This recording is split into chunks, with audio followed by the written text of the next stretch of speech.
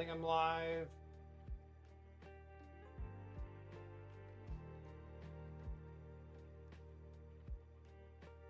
Sorry, chat.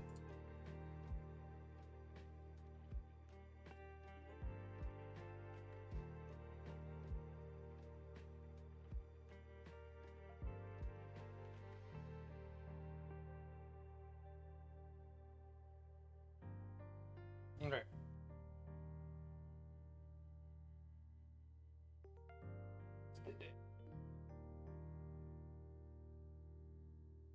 Okay.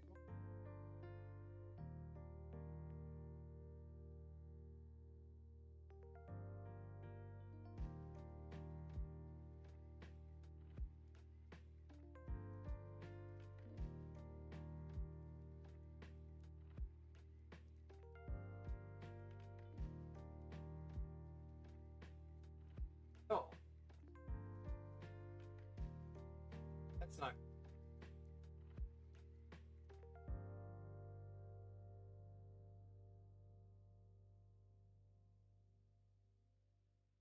Over.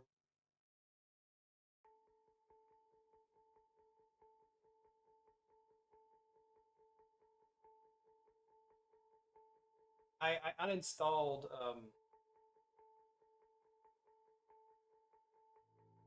add-on.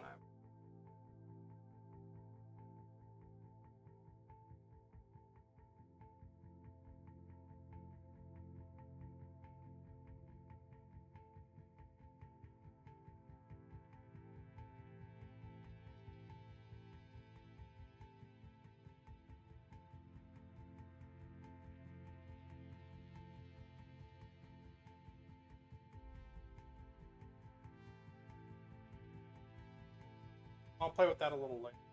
I uninstalled add-on trying to get on TikTok. Vertical set up an OBS. Ad wasn't working with the vertical system. Work together. Uninstall H.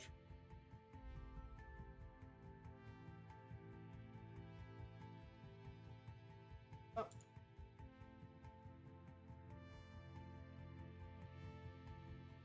Now I have to go to site, change stream info, push it out this.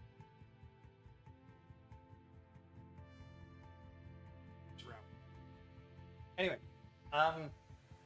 currently, yeah, in the process, get the mic back in the right place. Working. Mic check. Yes, we're good. So, currently in the process of getting on TikTok Studio. I actually have to verify the account first before I can do that. And verify the account. I was messing with the settings. If you mess with the settings, like I added a new device to it for my phone, and then it's like, oh, you can't change anything now because you've added a new device and you got to wait a couple days. So today we're going to look into some news. Then I want to go through a couple videos. So let's get this started. We're gonna try Claude today.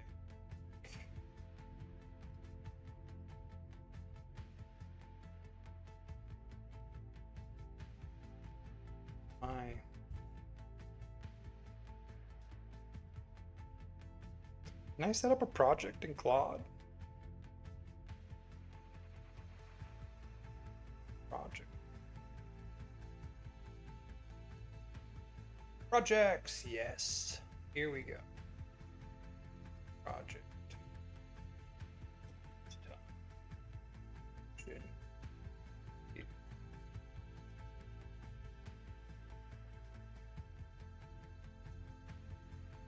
Okay. Instructions, here we go. Boom. Let's have a look at this one more time. You are an expert news curator with access to real-time search tools. Summarize the most important news stories, focus on stories the highest real world impact, long-term consequences, or significant to global stability. I will give you the time frame that I want you to search. Search within the input. Structure your response clearly. Sections, Canada, global, upcoming.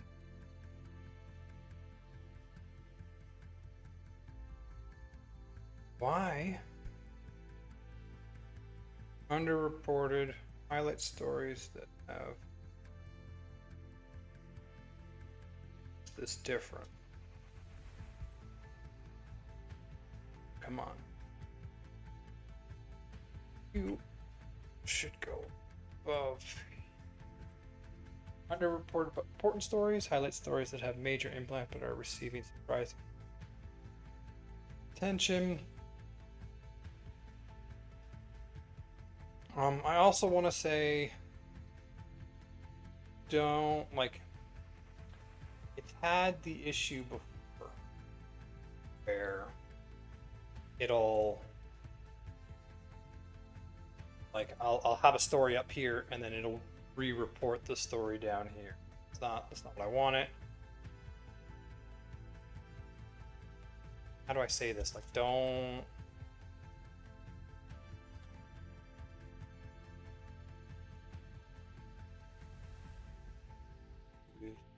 Stories. Other sections. This mic gets in the way whenever I try and type. But I got a new mic coming, so table mic will go away soon. Have one that comes in from the side, like how you're supposed to have it set up. Don't reuse stories from other sections.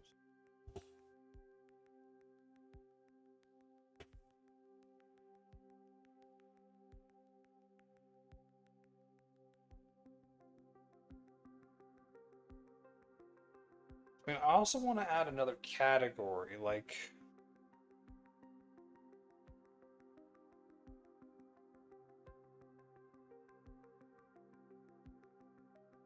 for every story, provide a neutral, factual 1 or 2 sentence description, why it matters, 1 second. Like, why limit it to 1 sentence? Tell me why it matters. Reliable 1 source link if possible. Prefer YouTube.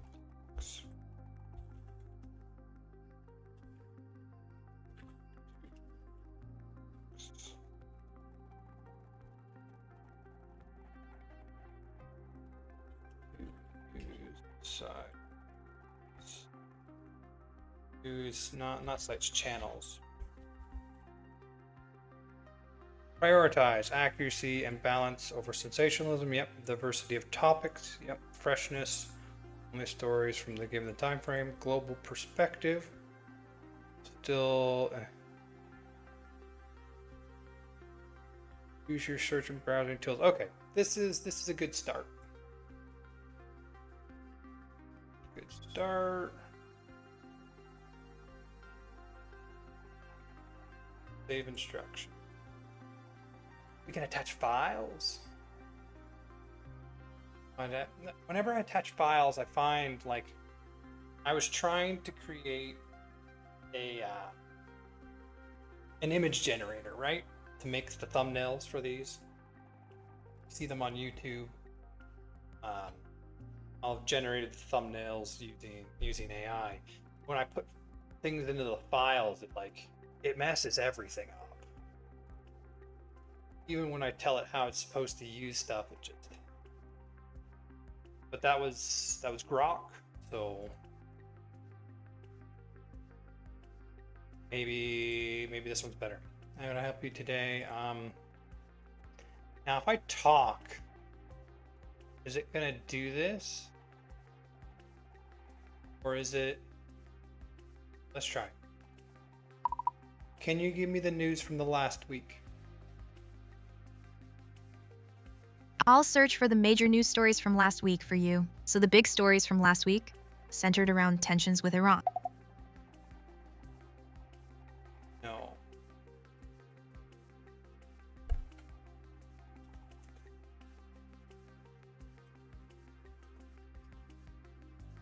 When you talk to it, it doesn't give you the scope that it usually does if you're just typing to it.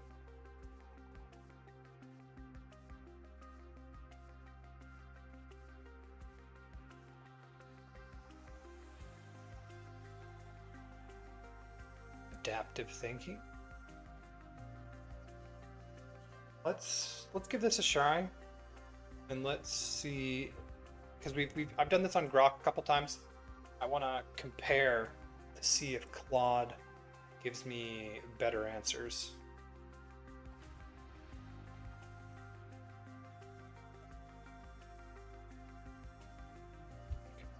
Okay, audio.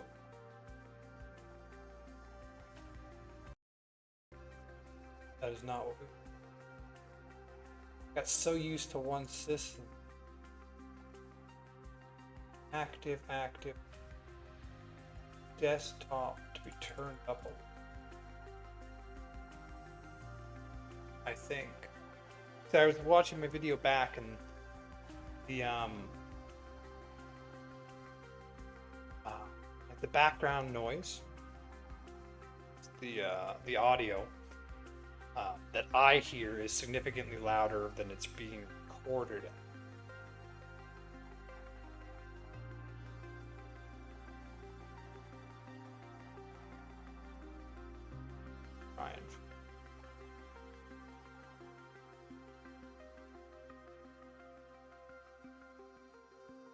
Play around sound set. I know as soon as I get my new mic, I'm gonna have to mess with them all again. Okay, here we go. I have enough to write the thorough and well-sourced weekly news roundup. Here it is. Canada. Mark Carney Liberals secure majority government via 3 by-election wins. We went into this in more detail last week. Prime Minister Mark Carney clinched a majority government after sweeping all 3 federal by-elections held April 13th, putting the Liberals at 174 seats in the House of Commons, Canada's first majority since 2019. I hear that their committee, so the committees, which are made up of members from the House of Commons, they are the groups that are essentially assigned specific tasks. Like you'll have a committee to look into this bill, or a committee to do this, committee to do that. The makeup of the committees is representative of the larger House of Commons. So you have 7 people on a committee, then the numbers generally equal out based on what the House of Commons looks like at the time. Now that there's a majority, Mark Carney is pushing to get the committees changed and essentially get more of their people onto committees, which gives them more impact in a lot of areas. So we'll see what happens there. Liberals won decisively. Yep. Majority. Why it matters. The majority means the government is far less likely to fall on a confidence vote, setting the Liberals up to potentially hold power until the next scheduled general election in October 2029. Carney now has a freer hand to push through stalled legislation, including the online harassment bill, and to continue pursuing a sovereign Canadian identity in the face of US pressure. I mean, the Liberal majority, like it does give them the ability to do more. The whole floor crossing thing, like the by-elections, yeah, okay, That makes sense. There were elections. Everything's fine there. It's the floor crossings that I hate. I think if you want to cross the floor, it should trigger a by-election. And the other side has to put up a candidate against you. That just makes sense. Anyway, I did talk a lot more about this. They're going to give us a link. I did talk a lot more about this. I think Friday. That's Friday, so I'm not gonna go into too much detail. See if this works. It's not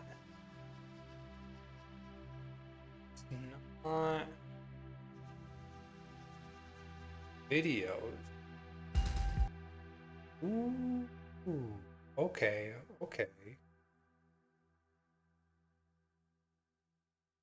All right. It's definitely doing better than Grok so far. Let's have another look. Canada Armed Forces reaches 30-year recruitment high. I have been seeing army ads on TV.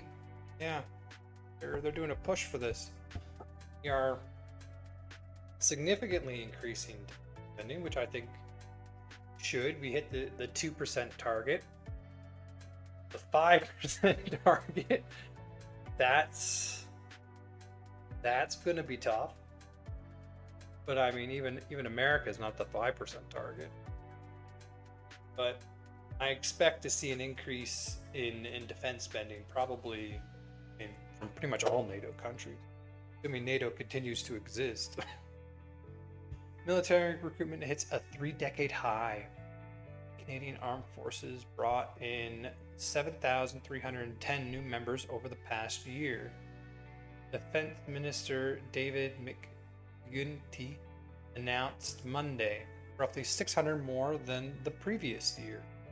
I mean, it's not a huge amount.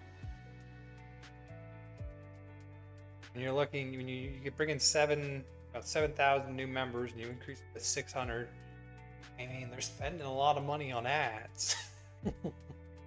Applications to join the regular force surged 62% compared to the year before. Like that's Monday, roughly 600 more than the previous year. Okay.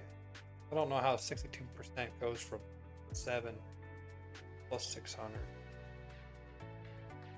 Okay, why it matters. The last Minister of Defense, Bill Blair, said in 2024 the Canadian Armed Forces were locked in a recruitment death spiral. Well, McGuinty won't declare the crisis over. He said the news is very positive. Surge occurring amid U.S. annexation rhetoric and rising global instability signals a shift in how Canadians are responding to threats to sovereignty. I mean, just spend more money on it. If you want more people to join the military, you just spend more money. Like, give them better pay. That is how you do it.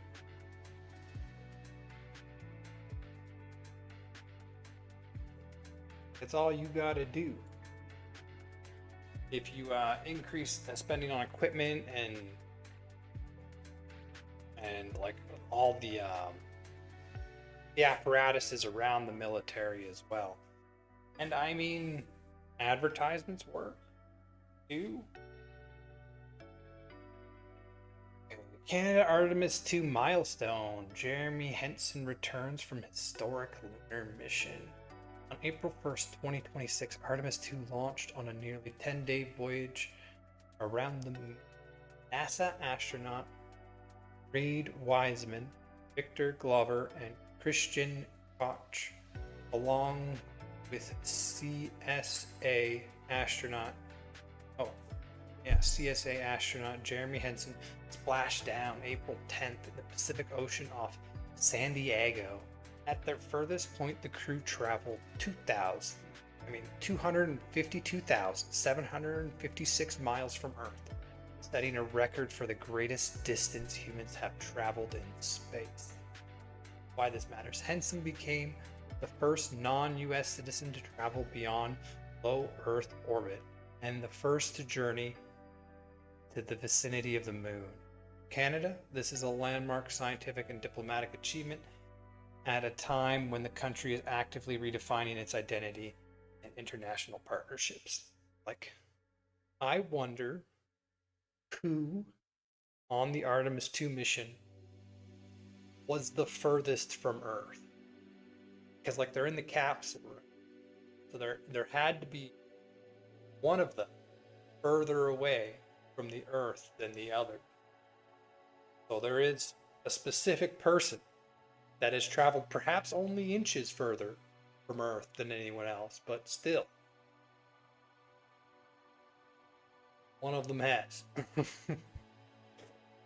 Okay, let's have a look at what's going on in the US. US tariff refund system goes live after Supreme Court ruling. Ooh.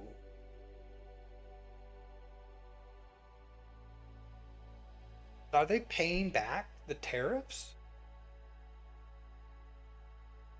Like, I was under the impression that was not going to happen. I mean, Trump was the one giving that impression, but still. I didn't think they were paying them back. Refund systems set up to allow companies to recover illegally collected tariffs from the US government went live as thousands of companies rushed to file claims. More than 330,000 paid up to 166 billion in tariffs on 53 million shipments of imported goods. The US Supreme Court struck down Trump's tariff import under IEEPA in February 6-3 ruling, handing the president a stinging defeat. The Trump administration responded by imposing a 10% global tariff under a different legal authority. Several US states and small businesses are now challenging in separate federal courts. This ongoing legal battle over presidential tariff authority will shape US trade policy for years.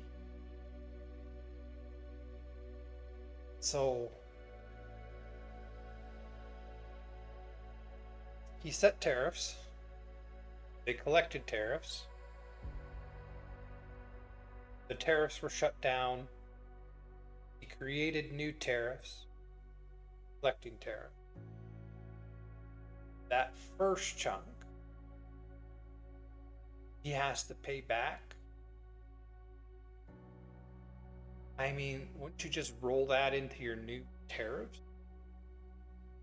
Like, maybe he can't. Like, maybe that's not part of his legal authority. So they got to pay back 166 billion. This one's a good link.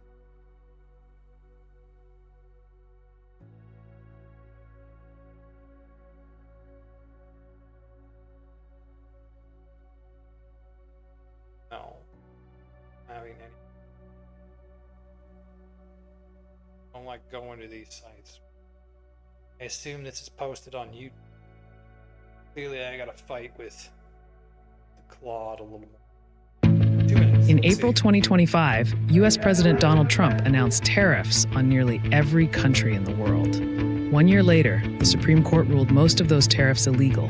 Still, in that time, American households paid $1,500 more for the same groceries, clothes, and cars. Yeah, like, you hear about the companies getting rebates, right? But the companies simply pass the expense onto the customer. So isn't the customer the one that should be getting the rebate? The reimbursement? Something tells me they're not going to pass it on. Here's how a year of tariffs cost Americans more than they saved.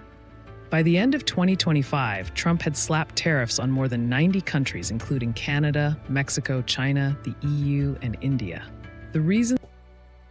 Didn't he just slap a wide tariff too on everyone? Like 10% flat.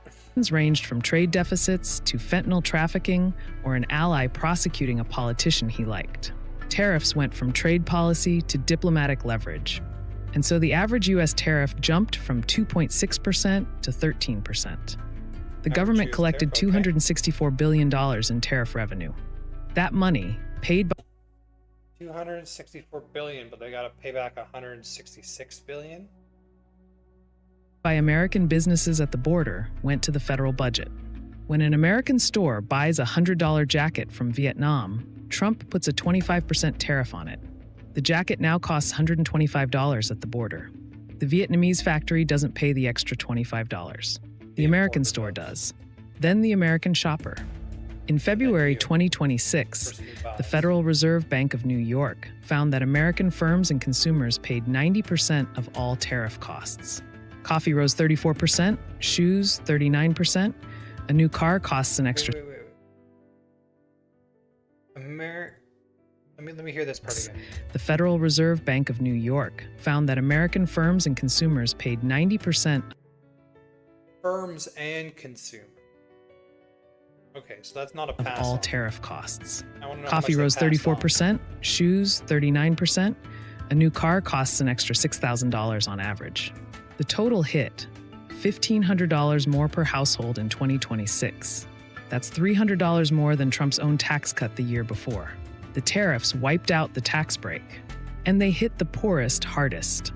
The bottom 10% of households paid 3 times more as a share of income than the top 10%.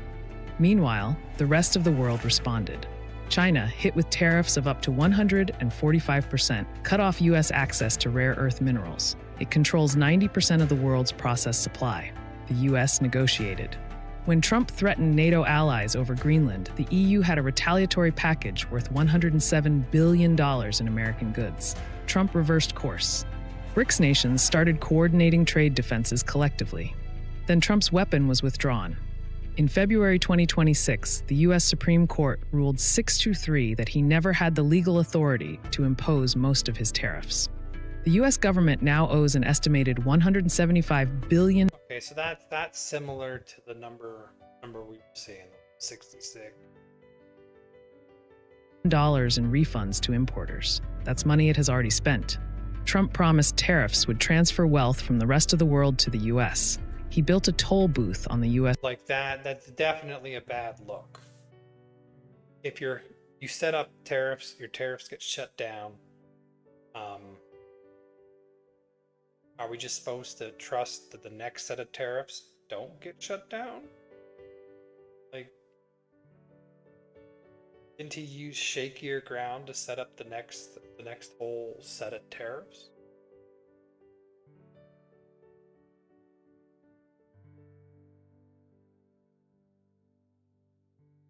If it's gonna get shut down like this, why are you doing it? It's so destabilizing.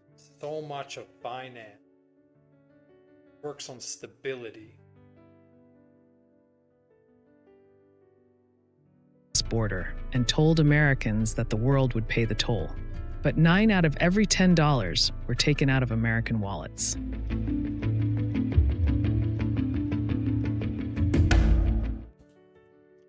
Yeah.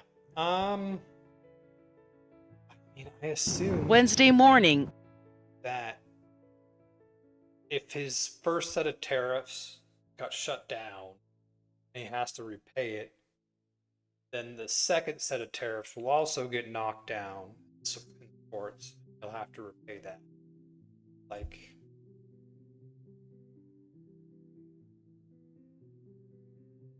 let's try Jim.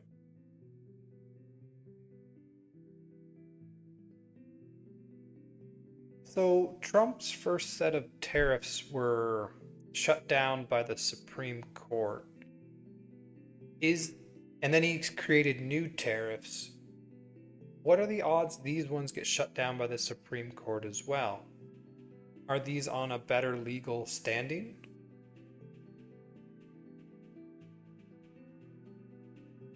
Are these tariffs?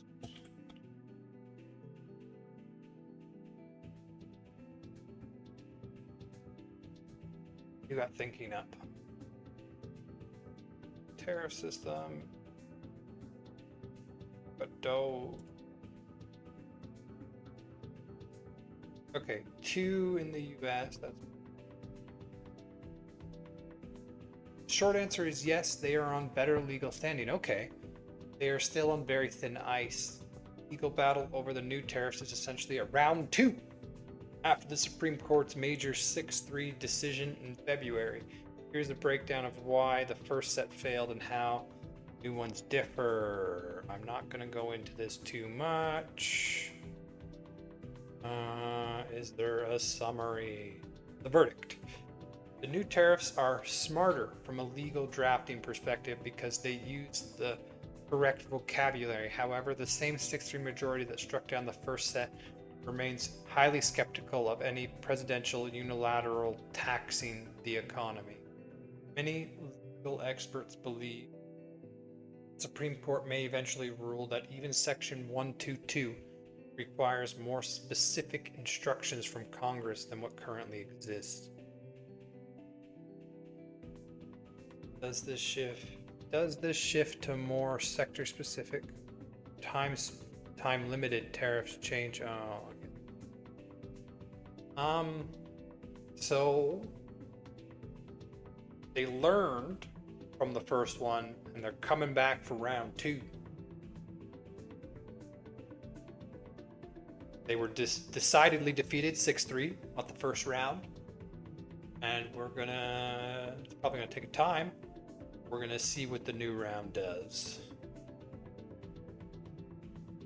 Okay, let's go to the second one. Doge's access to Social Security data unblocked amid whistleblower alarm.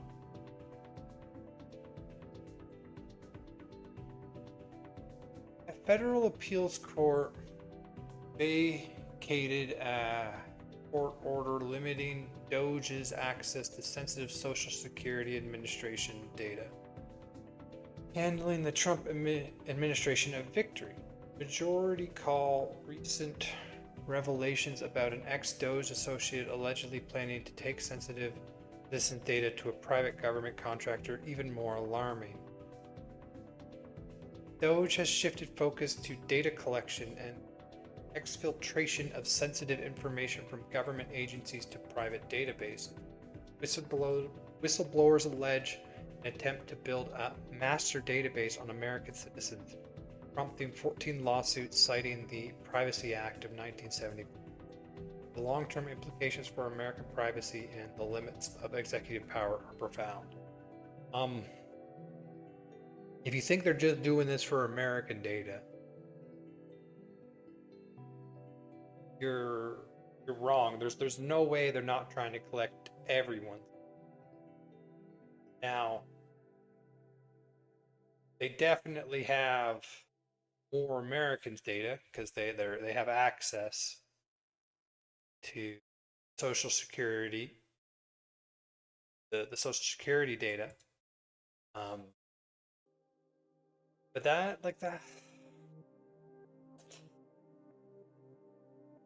the whole private databases is what's concerning. Like, having the government have this data is one thing. Transferring this data from the government to places that will try to profit off of it is very concerning.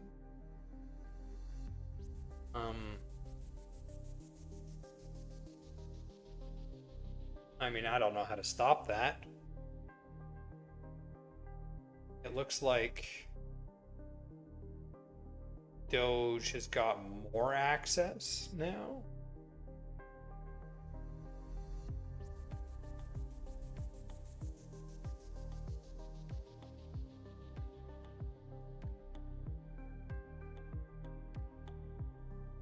I'm gonna have to tell it to give me videos. So that's slightly concerning. Okay. Continue. Global. Oh, there was something else I wanted to get into. Isn't there like...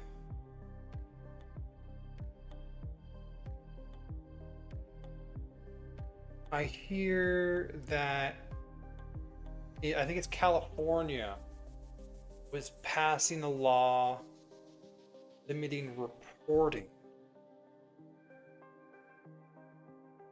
I hear that California is trying to pass a law that limits reporting in certain sections.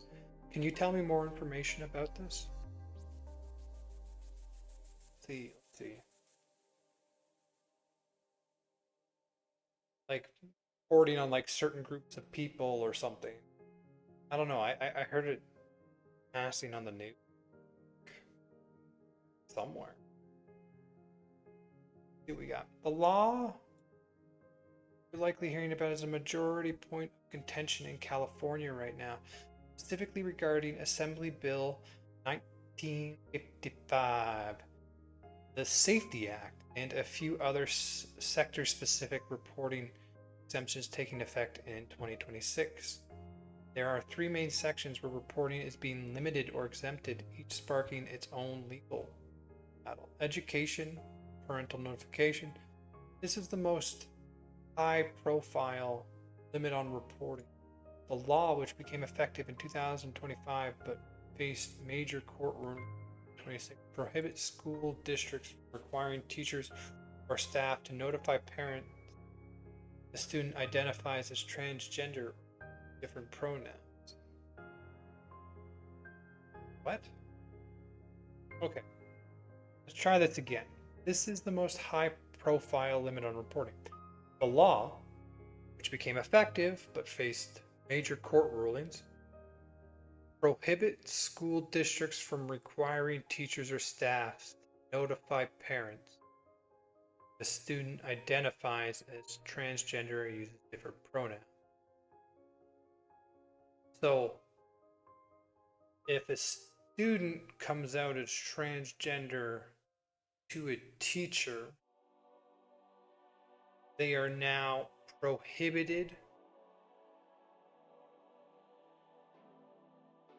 Okay, prohibited school districts from requiring teachers.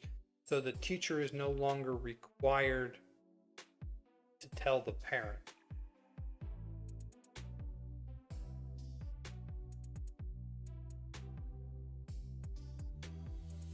There were laws that forced teachers to tell parents if the child identifies as transgender. This law prohibits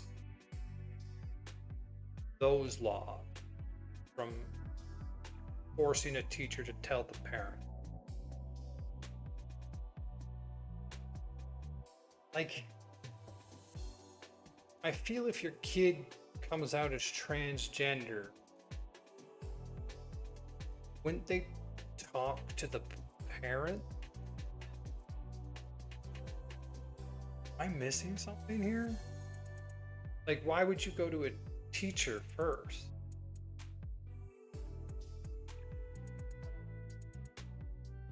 Limit. It effectively bans forced outing policies. Schools cannot mandate that staff report students' gender identity change to their family without this consent. Current status of federal judge. This is not what I heard of, but this is interesting. Current status, a federal judge issued an injunction in late ruling that parents have a constitutional right to know this information. Oh, this has created a legal limbo where the state law exists, but some courts are blocking its enforcement.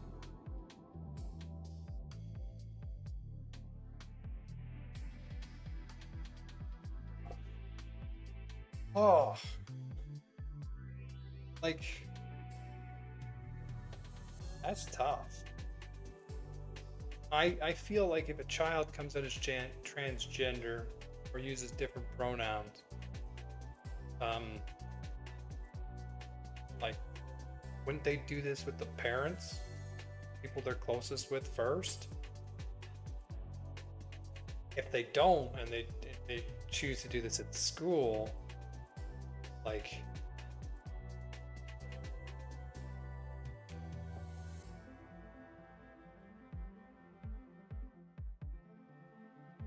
I feel that's something parents should know.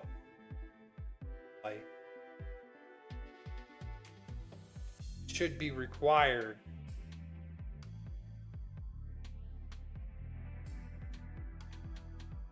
I don't know. That's a tough one. I mean, clearly it's tough. They're having a massive court battle about it. They can't figure it out either, how it's supposed to go.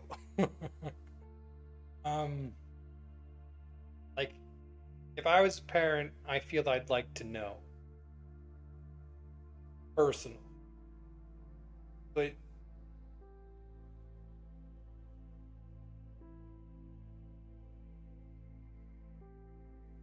like, what age group is this?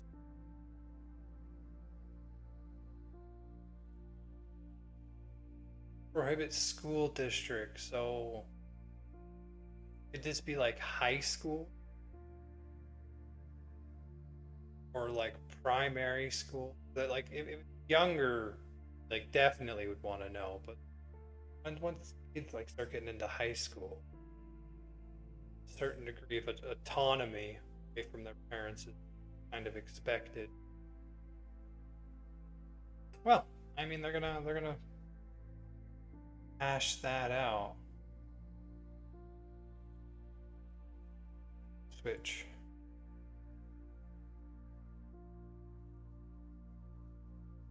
Notification.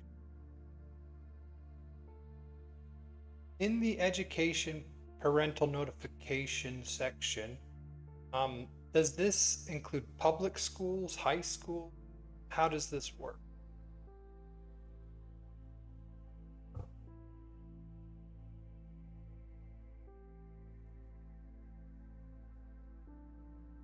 So this is high schools as well.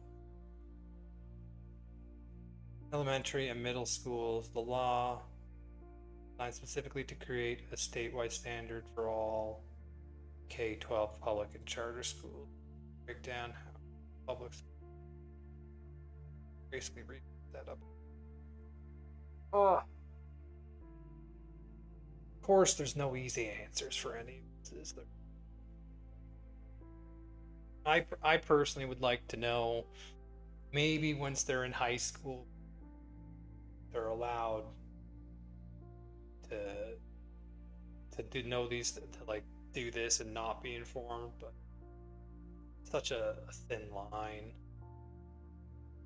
All right, let's move on. I want to keep track of that. The safety.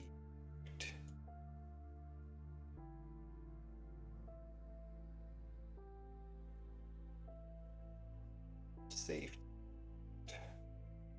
Here in the category, I'm definitely going to get through it some 100%. Okay, number 2, environmental groundwater reporting. Okay, this is not what I was. Infrastructure and environmental section was amended to streamline water projects. No. I've thought of what I was thinking of. I heard about the Nick Shirley Act. Can you explain this to me? Like, they were trying to target this kind, like Nick Shirley does a certain type of reporting, and they were trying to target it. The Nick Shirley Act is the nickname given to California. Okay, here we go. So this bill is not what we were listening to, not what we were learning about.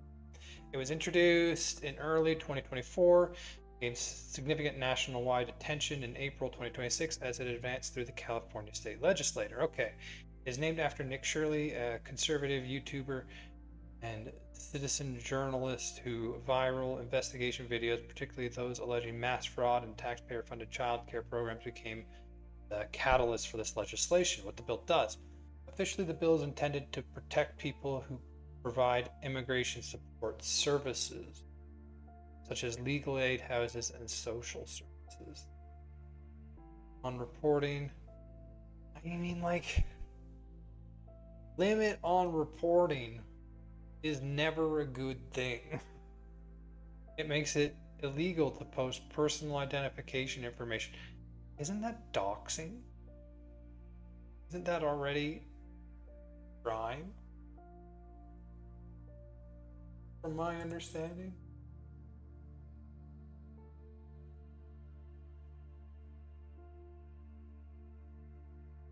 Okay, such as names, home addresses, as or direct work locations, services providers, if the intent is to harass or incite violence against them.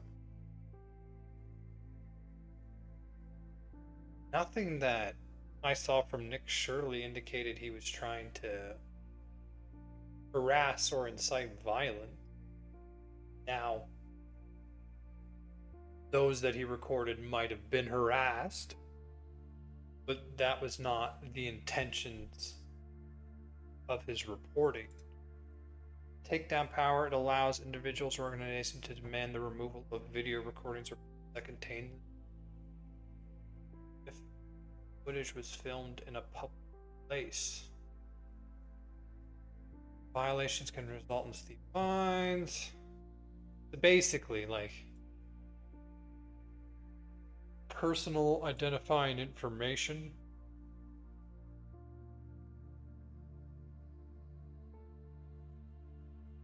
Controversy. Two perspectives. The debate over this bill is a clash between privacy/safety and free speech/transparency. Supporters argue the law is a necessary response to doxing, the claim that independent influencers are targeting low-level employees at NGOs, showing their faces and location to millions of viewers, which has led to death threats and harassment. They argue that sharing the name of a front desk worker intimidated them as a journalist. Like, I largely agree with that. Like, if you're showing like the first name, sharing the name of a front desk worker at like a doctor's or a dentist, I would absolutely agree that we should not do that. If you're investigating fraudulent allegations and where you suspect fraud and you go there and there's a front desk worker at a fraud agency, like, I don't care so much. If they're working at somewhere that is highly suspected of fraud, like, allowing privacy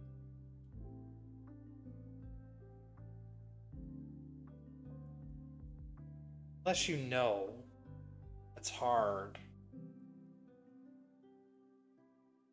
But like, some of the stuff I seen, it was pretty obvious. When there's 40 of the same type of company in this little building all doing the same thing, pretty clear fraud there. Like, there were like hospice companies, 40 of them in like one building. Hospice companies, like, don't you need a residency for that? Like, care of people?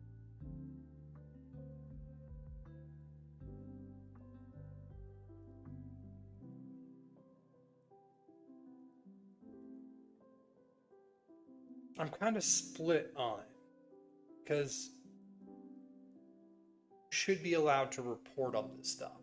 Absolutely.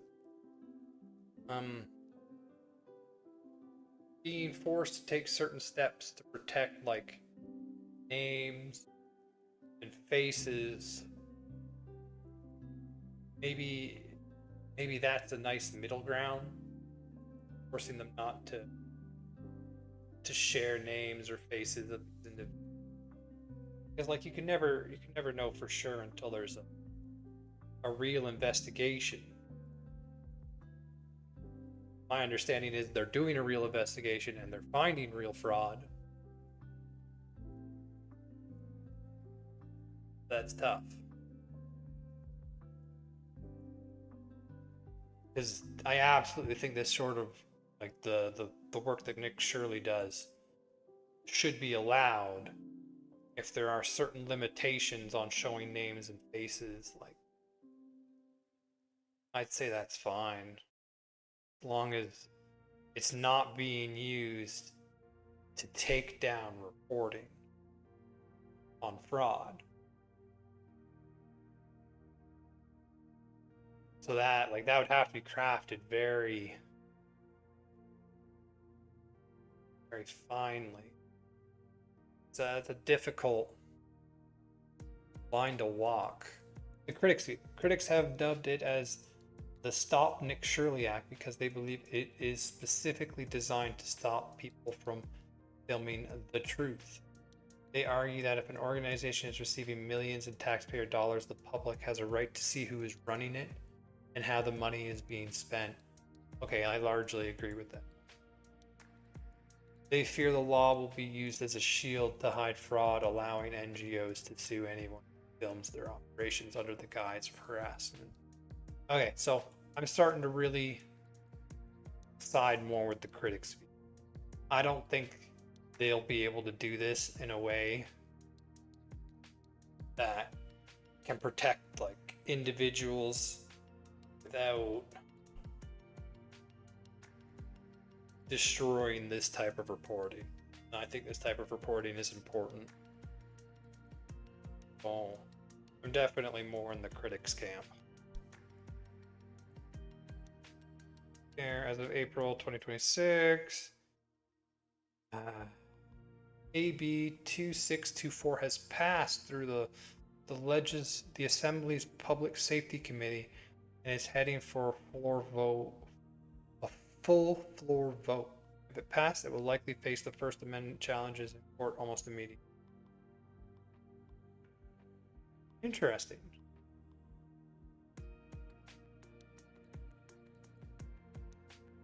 California. Again, in California.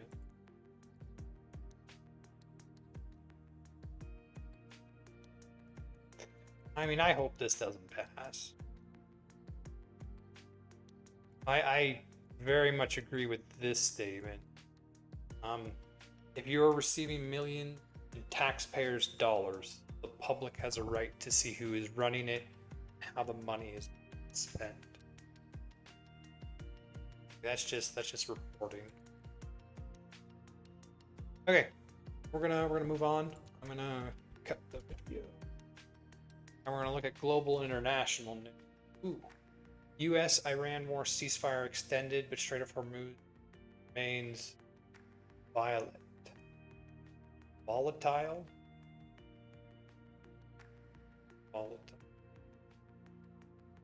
My understanding of this is the Strait of Hormuz is still largely closed. And there's a ceasefire. The U.S. has stopped a few ships. Let me fact check myself. I heard that the U.S. has stopped several ships from entering Iran, and that one of them was loaded up with Chinese military supplies or equipment.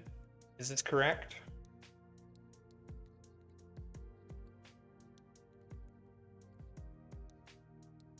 But components, not really like military supplies as much as components to allow them to construct their own rockets. Yes, that is correct. As of this week, the U.S. Navy has actively enforced a full-scale naval blockade of Iran, and a majority Major seizure involving alleged Chinese supplies has become the center of a diplomatic firestorm. Love firestorms. This is great.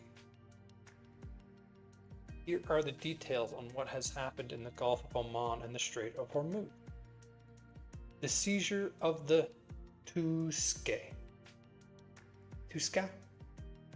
on Sunday, April 19th, the SS Soup Prince and the 31st Marine Expeditionary Unit intercepted and boarded an Iranian flag container ship named the Tuska near the port of. Okay, same thing. The incident vessel. I remember watching a video on this. They gave a lot of orders before they did disabling fire. The cargo. While officially manifestly standard commercial goods, U.S. intelligence and officials claim the ship was carrying missile-related chemical precursors and other dual-use military equipment.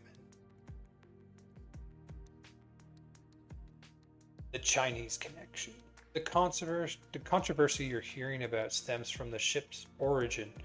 The Tuska had just departed from a port in China before heading towards Iran. I mean, like, if you're carrying a bunch of dual-use, essentially military goods, I understand not stopping for the U.S. military. I mean, caught red-handed. You're in a bad situation. The gift. Okay. The Chinese connection. The controversy you're hearing about stems from the ship's origin. Yep, the gift. In a CNBC interview yesterday, President Trump referred to the cargo as a gift from China, intended for the Iranian regime. He expressed frustration, stating he thought he had an understanding with President Xi Jinping that such shipments would stop. China's response: the Chinese foreign minister has vehemently denied these claims, calling them malicious hype and stating that the vessel is a commercial carrier and the alleged allegations are a pretext for more U.S. tariffs. If it's coming out of a Chinese port and going to Iran, I make the same connection Trump does. The broader naval blockade. Okay. There's at least 27 vessels. So there's still no free oil tanker traffic, but Strait of Hormuz. That sucks because, I don't. Sources. Yeah, the oil price is gonna start going up. So the war started. We had a mass ramp up in the oil price. How do I get this? Guys,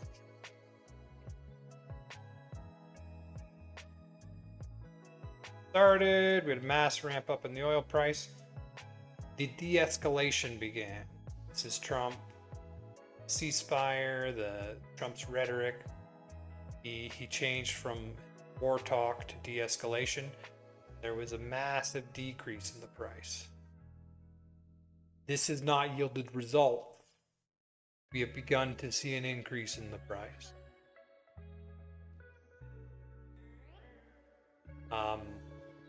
If we continue to not see results, it will likely, we kind of draw a line here from how it was escalating. It'll probably continue to where the escalation should have been. That's not good. Steel is the best way to deal with it. Not seeing. Did I get through reading this? Or did I get distracted and instantly just start talking? Okay. Yeah, U.S.-Iran war ceasefire extended. The Strait of Hormuz volatile. Trump announced Tuesday that the U.S. will extend its ceasefire with Iran following requests from Pakistan, which is mediating peace talks. The previous 21-hour negotiating session in Islamabad on April 11th ended without agreement. Iran has not confirmed whether it will attend a second round of talks. The issue they're having is that the guy that went to the negotiation, they came to an understanding with. They signed the deal, or verbally agreed to the deal. The de-escalation began, and then the hardliners in Iran essentially burned it all to the ground, from my understanding. They like came out really hard against the negotiator, and then closed down and started attacking ships that wanted to pass through the strait. This is the issue you're going to have. Like, if you've attacked and essentially decapitated the leadership of the Iranian regime, you're going to have fracture and you don't have like a president who makes a decision and then the country follows. You're going to have a negotiator that tries to make a good deal, and then it's got to be passed essentially by all the people currently leading. And if one of them doesn't like it, takes a couple bombs, a couple people in speedboats, shut back down the Strait of Hormuz. That's it.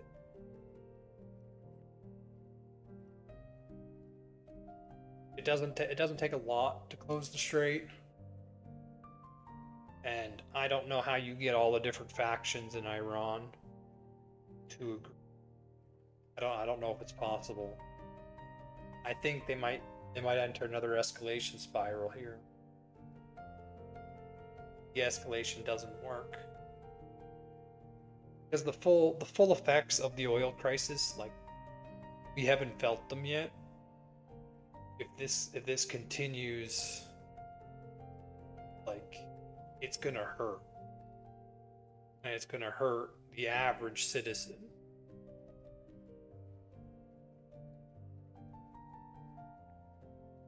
Iran's Revolutionary Guard seized 2 container ships in the Strait of Hormuz on Wednesday, complicating efforts to bring the two sides together in Pakistan for talks. Oil prices surged more than 55% since the start of the war. Brent crude jumping from around 72 a barrel to 100. Largest 1-month oil price surges. Until the U.S.-Israeli war against Iran began on February 20th, roughly 25% world seaborne oil trade, 20% of global LNG passed through the Strait of Hormuz. A prolonged closure could trigger a global inflationary energy shock, particularly for Asia and Europe. I mean, it says Asia and Europe, but it will be felt everywhere. The oil market is largely a global market. When people in Asia and Europe can't buy oil from Iran or through the Strait of Hormuz, they will seek to buy oil elsewhere. And now we're competing, people from Asia and Europe purchase the oil. And so, like, there's a reason why when we look at the global oil price, at the global, I also hear that this is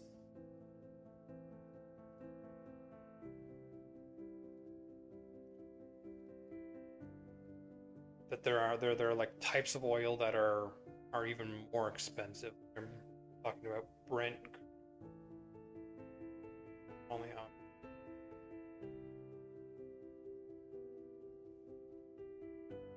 So Like this is still very concerning. I don't see a peace deal in the short term. I don't see it happening. We had the opportunity. They were arguing about the specifics, and then the negotiator brought the deal back to Iran. The hardliner basically just said that they're going to continue to close the street.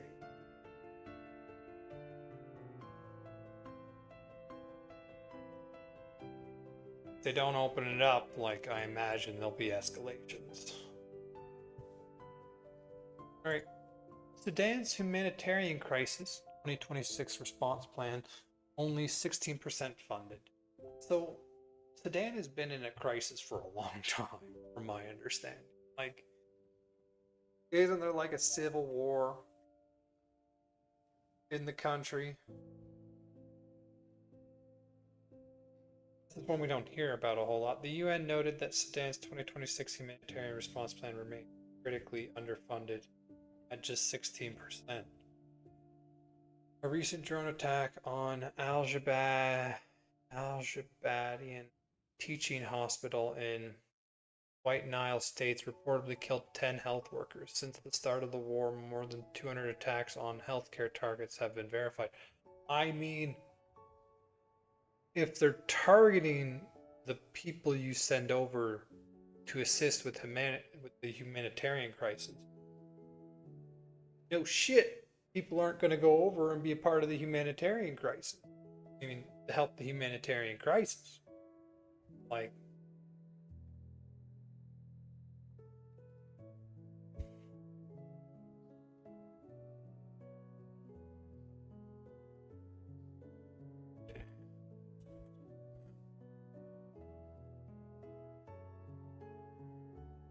Sudan is a huge country. Yeah, like it's almost as big as Saudi Arabia. Although, I guess like Saudi Arabia, a lot of desert. What is that? Why is there a dotted border? This dotted border here? I'm guessing this is part of the conflict.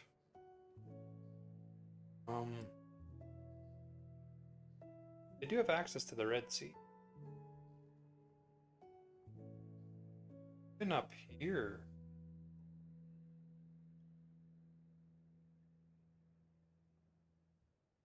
Okay, let's pick a place. Khartoum looks like the capital. But I hear like there's conflict over here. Okay, can we drop a guy? Something tells me they're not going to let me drop him here. No.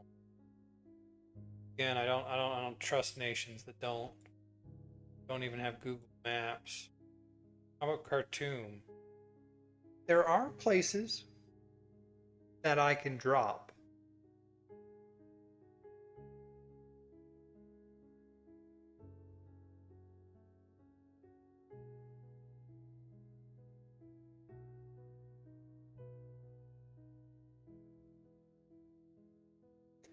Very limited view. Okay.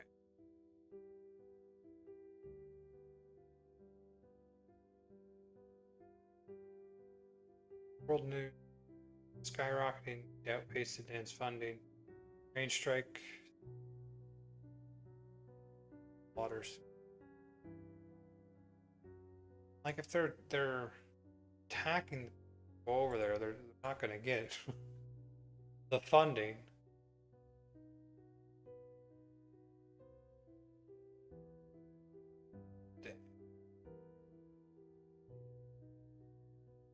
I want to provide a see info. My life channel 4. Is Sudan facing the world's worst humanitarian crisis? Okay.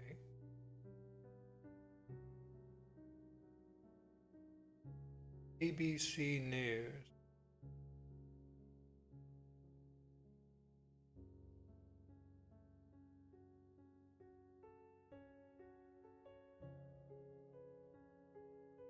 Just looking to see if there's like a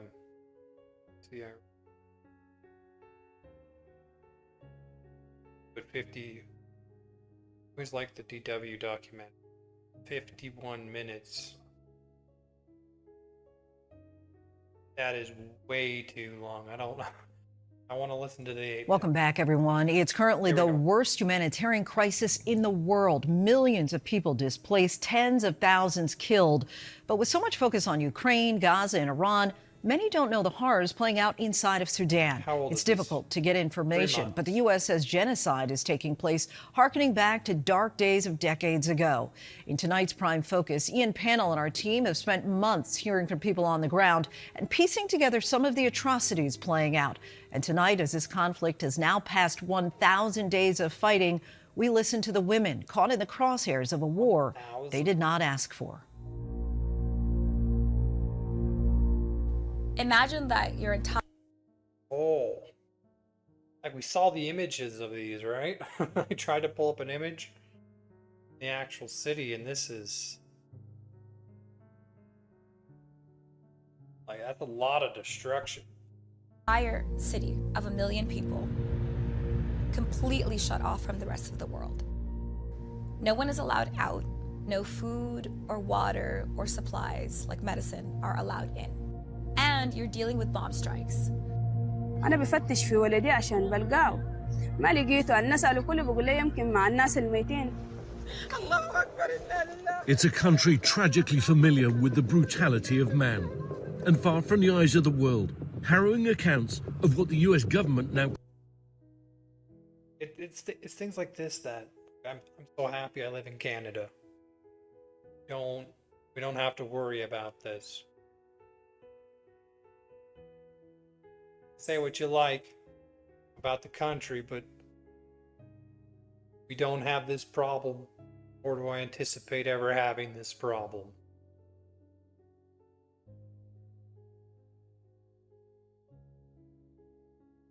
Like, living somewhere like this would be terrifying.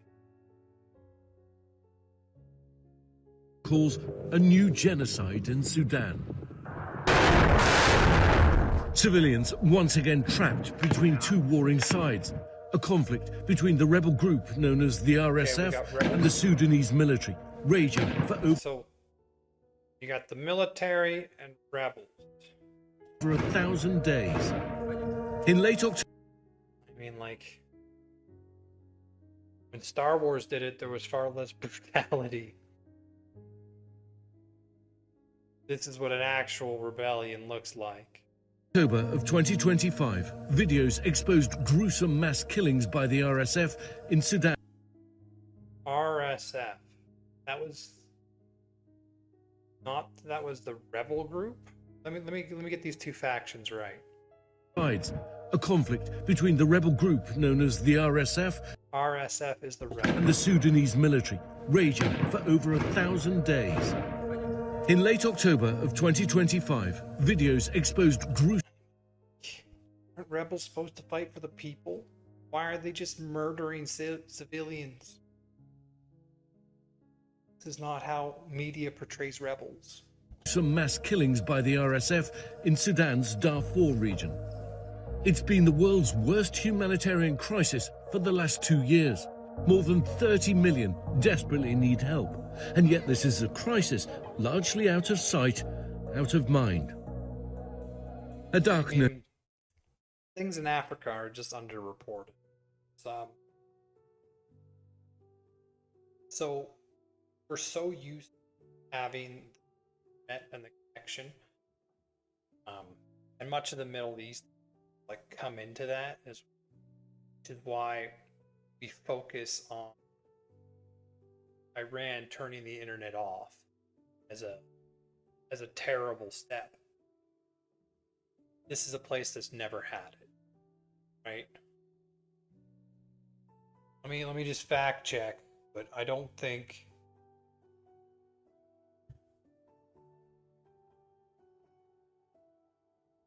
Does the average citizen in Sudan have connection to the internet? Because a lot of what you see is because of like people doing recordings, like seeing rockets in Saudi Arabia that were launched by Iran hitting buildings. You know, a couple really good ones where they're recording the rocket actually hit.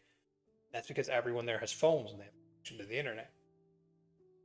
As of April 2026, the average citizen does not have reliable or consistent connection to the internet, while roughly 28.7% of the population is technically classified as having internet access. The places where there's no war, the reality on the ground is a near total digital divide, caused by 3 years of civil war, years of breakdown of the current situation, widespread infrastructure collapse. So even 28.7 technically classified as having internet. That's not going to be in the areas where there's fighting. Widespread infrastructure collapse. The Starlink lifeline and its barriers with local networks like Sudan. It's also like a cultural thing. Like something happens here, everyone takes their phone out, start recording. You can't have a meteor go through the sky without people recording it. This isn't something that's like, they don't have access to cell phones, this record everything mindset that we, and so you don't see it. Atrocities have happened throughout all of history, but if you don't see it, then it just doesn't feel as real, right? So a lot of places, really, you need a reliable internet access, people that record things in order for what's happening there to be seen by the rest of the world. That's how you get the attention on.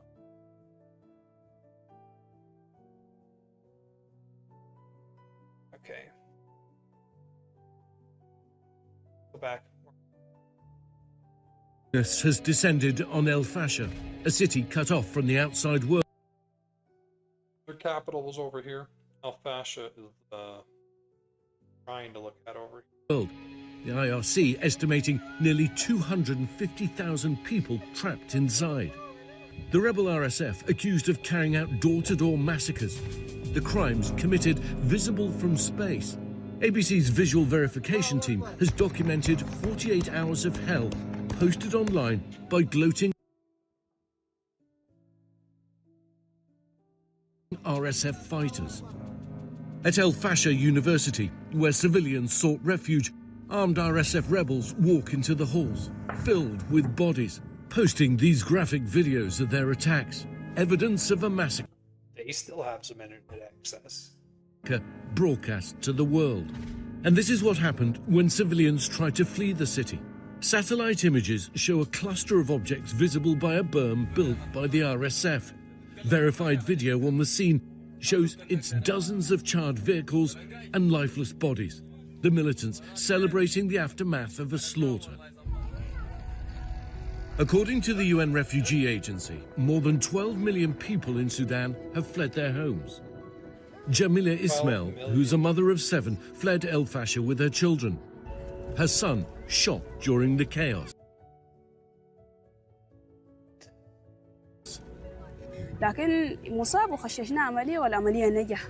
Aid groups are at a loss, struggling to fund and access the most basic resources.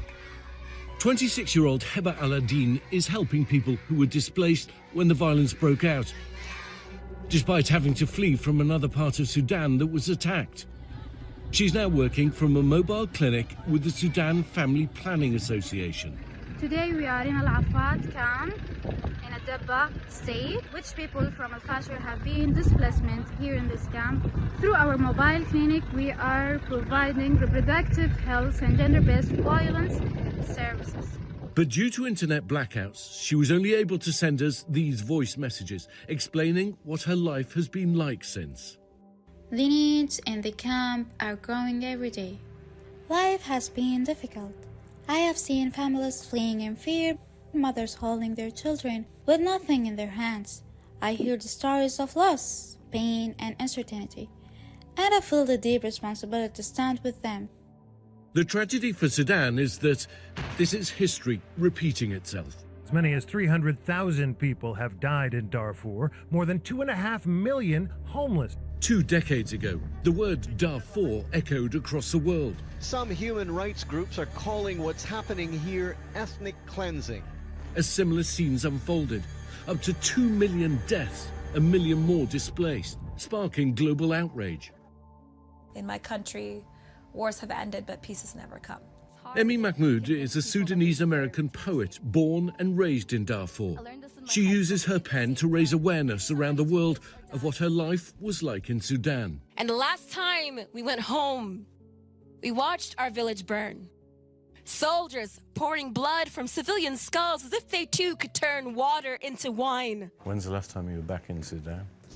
2018, December, when the revolution started. My hometown, El Fasher, and Darfur, is a continuation of the Darfur genocide. What's so ironic about all of this is that we're experiencing genocide and living in poverty, and yet we're sitting on some of the largest gold reserves in the entire world, and that's what the fight is about. 2 warring parties funded by... Oh, is that really what's going on? They're fighting over gold.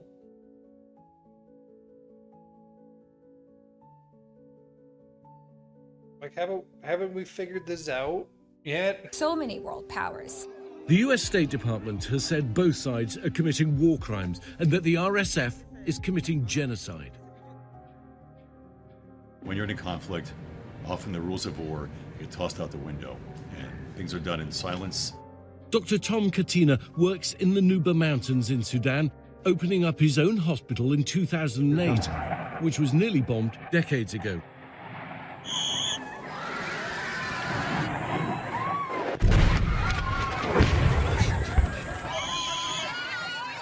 The feeling is one of just intense fear. I think there's no other way to describe it. Here it comes.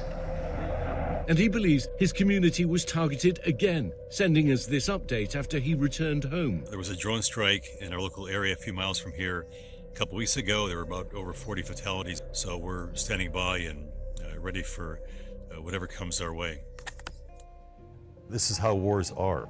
If you target a hospital, imagine the demoralizing effect that has on those people. One of the main problems in Sudan and all of rural Africa is access to health care. Back in those aid camps, the stark reality of war is taking its toll. معنا شديد يعني وجع في الجسم وفي ظهر يعني ما في أي إنسانية يقول المرة دي حامل ولا المرة دي عندها كده ولا عندها شفها في ظهرها ولا شفها في يدينا. Nadra Ahmed is one of over 140 pregnant women at the Al-Daba camps in northern Sudan, walking 25 miles through RSF strongholds with her children. She was 7 months pregnant, fleeing El Fasher days prior to the attacks. أنا ما مرقت وأنا حامل بطفلي ده تعب شديد لدرجة خيالي وأنا شايلة الطفل في ظهري تاني والطفل ده في بطني ولسه ضرب في كرعيني. Despite attempts to broker a peace deal, today, 1,000 days since it began, the fighting continues. Sudan Baladi means Sudan is my home. There's still hope because if our families on the ground who are surviving are not losing hope, I don't have a right to lose hope. Hope is what sustains them. So like 1,000 days, that's 3 years. Over.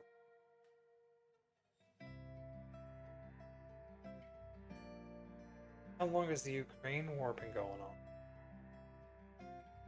I think it's getting up there. Yeah, these things can just become a quagmire that just don't end. Now, our thanks to Ian Pannell for that. And while we just saw civilians have been unable to escape the violence, today the World Food Program estimated more than 21 million people are facing acute hunger in Sudan. And to continue the aid that they're supplying, they would need $700 million. Coming up, the major coaching change in New York City. The Giants get a Super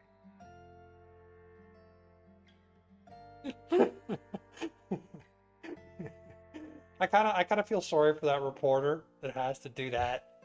That news anchor that's got to do that turn. Humanitarian crisis in Japan.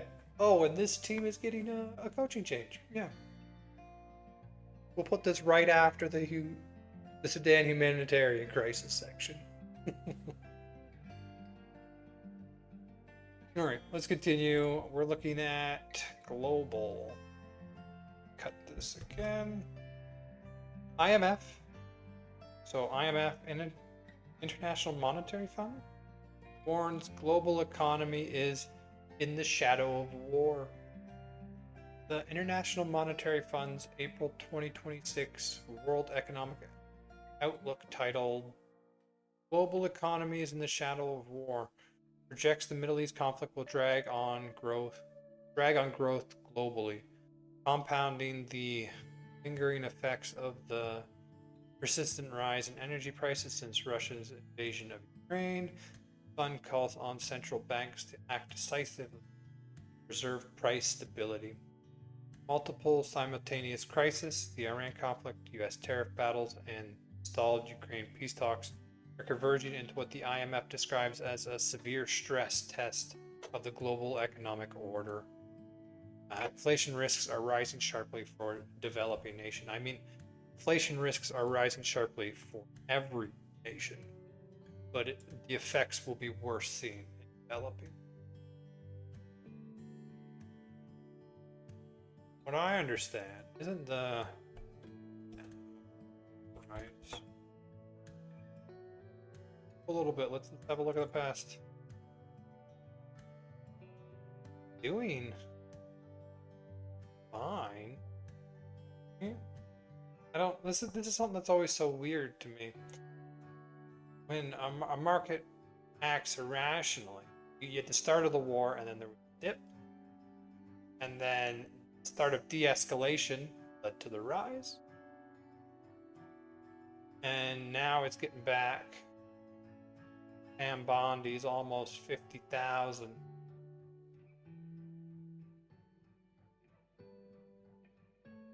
I see that.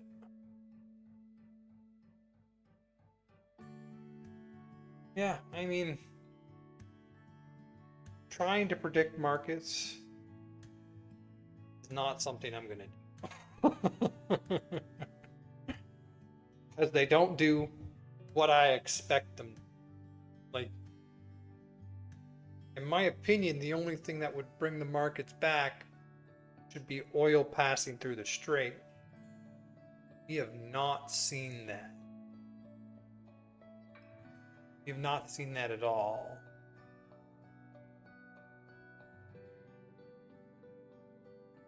Are oil tankers passing through the Strait of Hormuz yet?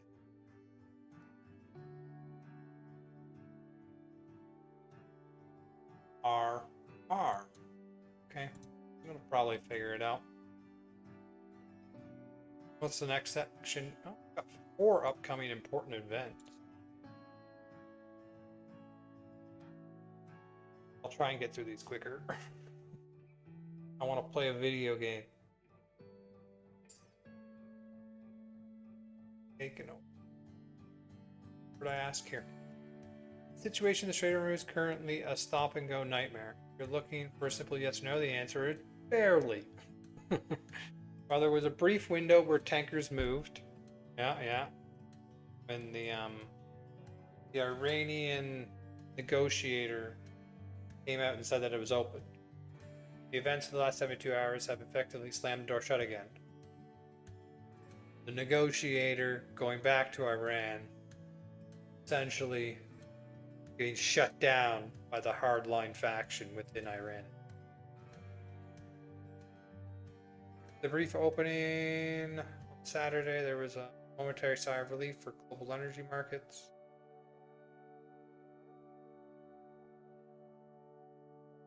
Short, a handful of lucky tankers got through on Saturday. But as of right now, the strait is effectively a no-go zone for most of the world. So it was open for a very, very limited time. Let's continue. Okay, we're going to look at upcoming events. Here we go. Under Article 34.7 of the USMCA, the three governments must decide by January 1st, 2026, whether to extend the agreement for another 16 years. Any party declines to confirm, the USMCA enters a cycle of annual reviews and absent resolution expiring in 2036. So the original deal goes to 2036, and they can extend it for 16 years coming up on July 1st rather than the 10 more years that it will go on anyway. Canada's chief U.S. trade negotiator has stated her mandate is to preserve the key elements of the existing North America Trade Treaty with no intentions to significantly revise them. Well, the U.S. appears to be pushing for major concessions. So Canada wants the deal largely to stay as it is, and the U.S. is pushing for major concessions. I remember reading them, and major concessions did not seem like major concession. Half of them were targeting at Mexico, and like half of them were targeting at Canada, and it was like the only one I can remember that stood out was dairy and poultry. And they wanted changes around how dairy and poultry is done in the trade deal.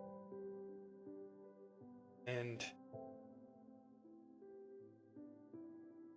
one small part of the trade,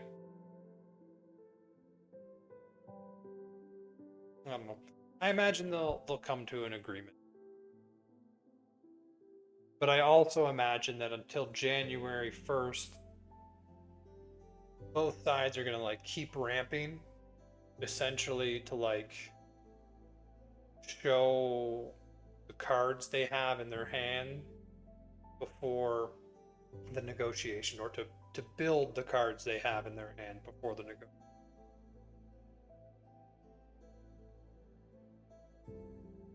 We'll see. Either way, I mean, it'll go to 2036, and that's past Trump, right? And he's the one that's trying to brick it, essentially. North America's 1.8 trillion annual trading relationship and millions of jobs on both sides of the border hinge on this outcome. July 1st deadline is now less than 10 weeks away. July 1st.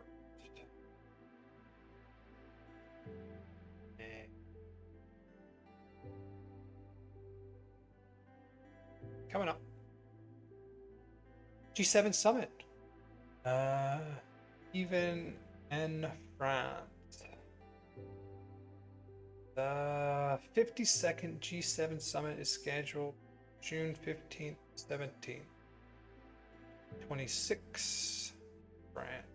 Be the first summit for Japanese Prime Minister Sanji Takenichi. The last for French President Emmanuel.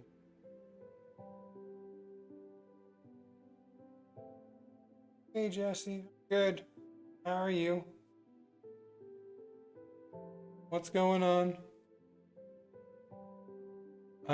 So Emmanuel Macron, this is his last one. Priorities are likely to include countering China and Russia, addressing U.S. tariff policy, and managing emerging technologies such as generative AI and quantum computing. Quantum computing got put up here with AI. I wonder if they've made any big leaps there. Good, I'm chilling. How often do you stream? So currently, I stream Monday, Wednesday, Friday. I try and get on at about 6 for 3 or 4 hours. I'm still working on a lot of back-end stuff. Like right now I'm on Twitch, YouTube, Kick, technically you could see chats, like your name's purple here because you're on Twitch. But if someone from Kick talks, they'll show up green, YouTube red, and stuff like that. I see. Affiliated. Do you want to be? I mean, probably one day, but I think I have exactly 2 followers now.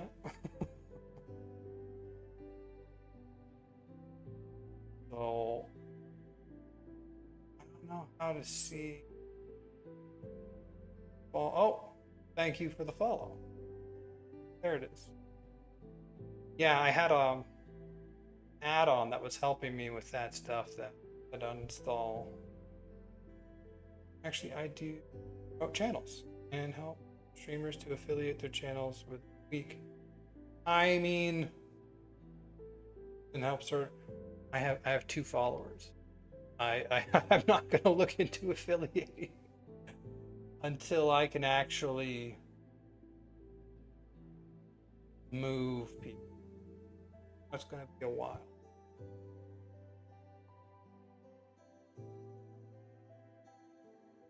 Which can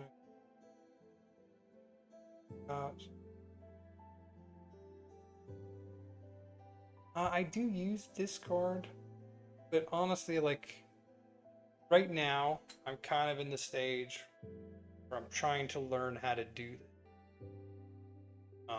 Once I become better at this, then I'll look into expansion and like trying to promote my channel and go on these Discord things. But for now, I'm really just putting in time trying to get used to talking to a camera, which is still weird. Not gonna lie. It's like talking to myself, but occasionally people show up and talk to me.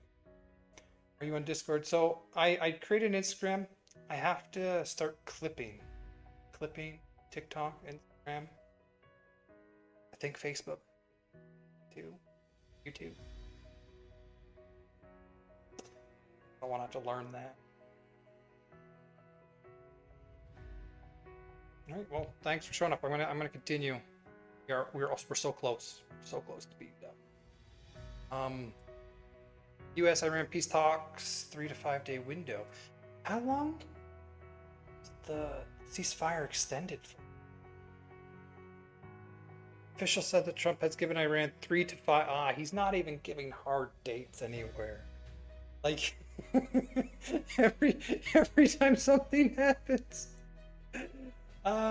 he extends it, and he keeps giving dates, and now it's just like 3 to 5 days. 3 to 5. We'll see. We'll see what happens. So we'll discuss later. That's mine. All right. Well, thank you. I imagine, hopefully, within the next week, I will start doing clips. So maybe I'll try and reach out on Insta.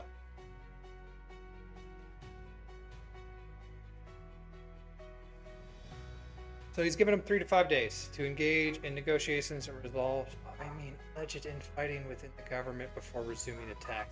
That's the problem. The infighting within the Iranian government. The negotiator they're sending doesn't have the authority to make decisions for Iran. And when your negotiator can't actually negotiate, like, what was it? Vice President Vance went, and Trump kept calling him multiple times throughout the negotiations. He was in constant contact, the highest official in the U.S. to make decisions. And it doesn't look like Iran has that. Tehran has sent deeply mixed signals, with foreign ministry saying they have no final decision on whether to attend talks due to contradictory messaging from Washington. The next few days could determine whether the world enters another phase of active U.S.-Iranian military exchange. Like, I don't want that to happen, but that is what I expect to happen. or whether diplomacy gains a foothold. Now, hopefully, Strait of Hormuz will remain disrupted either way in the short term. Okay, what else do we got? Did it? It's one of them again. Told it not to.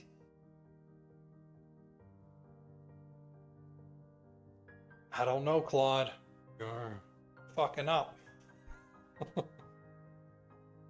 Underreported but important stories. The U.S. military strikes on under-verified drug boats are quietly killing hundreds. Ooh, they're still doing that? Like, once you get struck, don't you stop sending the drug boats? Like, are drug boats still getting through? The U.S. has satellite. I'm pretty sure you can't get a drug boat through. Okay, the U.S. military has confirmed another strike on a boat in the Caribbean, saying it killed at least 3 people on board. The Trump administration again claims the vessel was carrying drugs without providing any evidence. In September, U.S. strikes on boats in the Caribbean and the Eastern Pacific had killed nearly 200. This ongoing operation is receiving almost no sustained. Striking civilian vessels without public evidence of wrongdoing, the death toll approaching 200, would normally trigger enormous debate and accountability. International law and due process would be drowned out by bigger geopolitical stories. Or they're actually drug boats. And therefore, you don't get like a crying family when it's drug dealers. Like, they know what they're doing's wrong. So they don't exactly make a big deal out of it. Because it's going to come to light that they're drug dealers if they make a big deal. I mean, there's probably also like human trafficking in that. That's sad. Because they're not involved with it.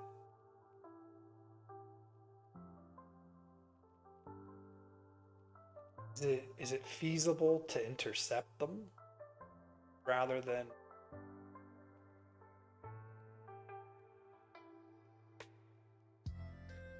just bomb them? You would need a blockade to intercept them. I don't see that happen.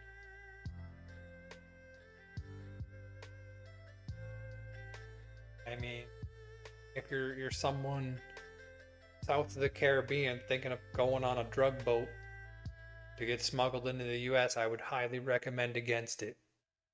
They are getting blown up. Still. Okay. Gold nears 4,750 an ounce. The silent alarm bells on global financial stress. Gold rose to roll.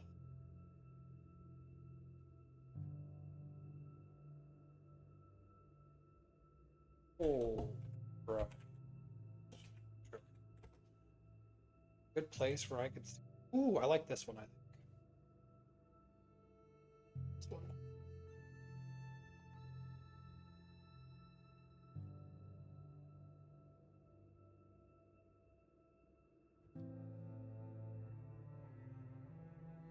I mean, like, it's not at its peak.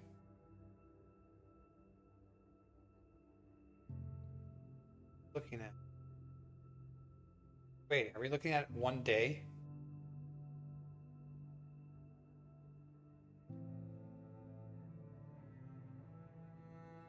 No, these are months. We're looking at 1 year.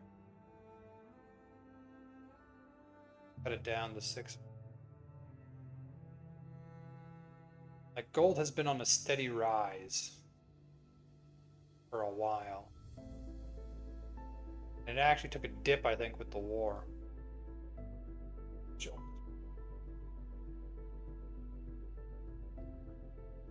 Month. Right, we have a rise. Went absolutely crazy. And then it's dipped. Kinda gone back up. I don't know if that's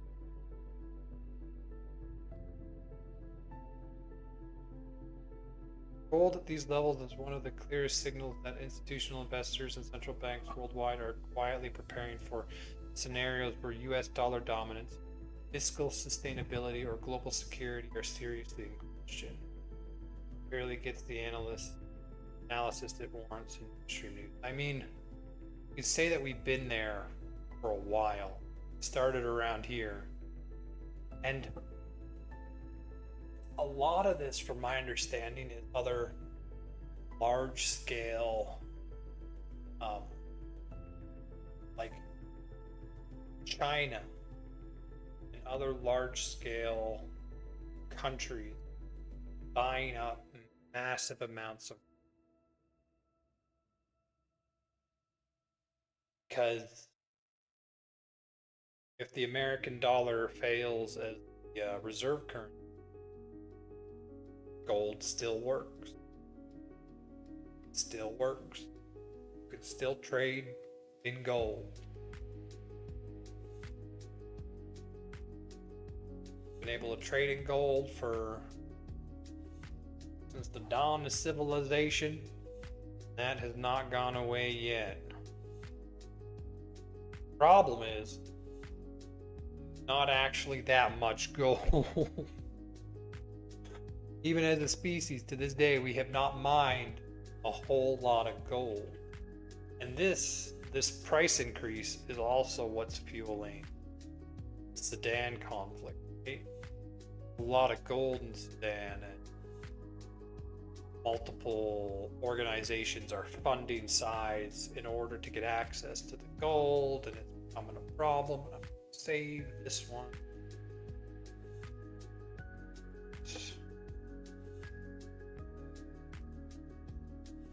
Price gold.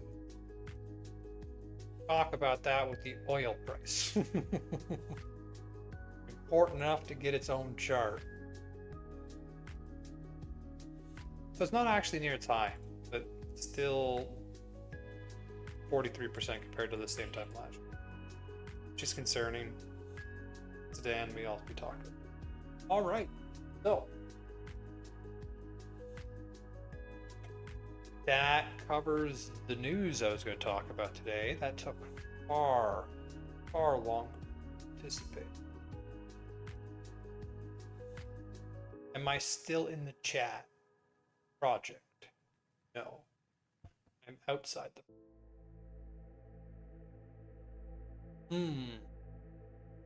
Do I want to watch a video or play a game? I was planning to do both. You know what? I could probably still do both. Let's have a look at our...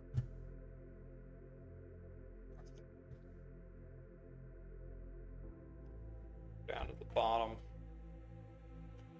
We don't need to talk about that.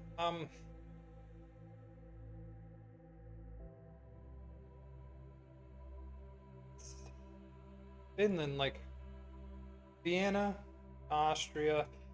This is like a city on the water, so both Singapore and Vienna, like their housing systems,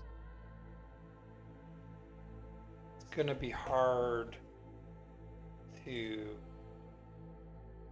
relate that to a Canadian or an American system. So I'm gonna try and look at the Finnish system. That's a way to find.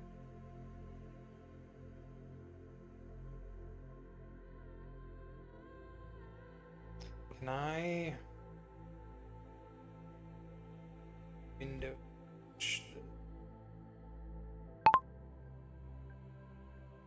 I want to learn about the Finnish housing system. No, it doesn't like it. It doesn't like it at all. I don't like using their built-in voice mode.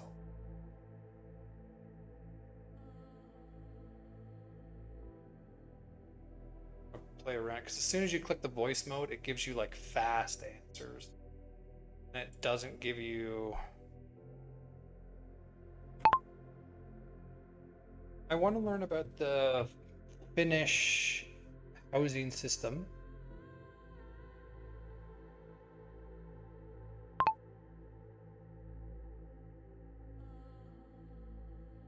You're not going to do work for me here either. I want to learn about the Finnish housing system. Some voice typing features might not work.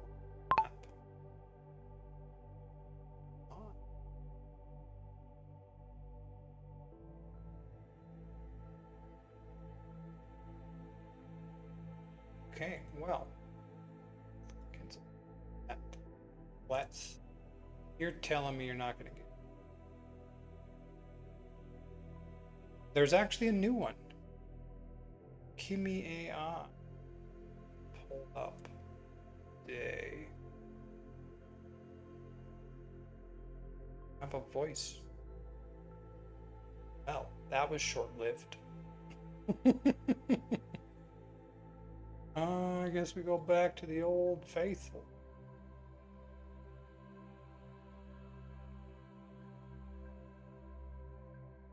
I want to learn about the Finnish housing system. Does it promote equality? Also, can you provide me with a video link, preferably YouTube, that dives deeper into this issue?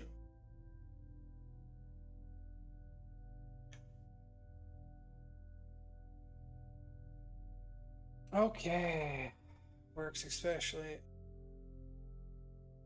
Okay, building a society. 30. Oh. That's rough. How much I talk is gonna be forever.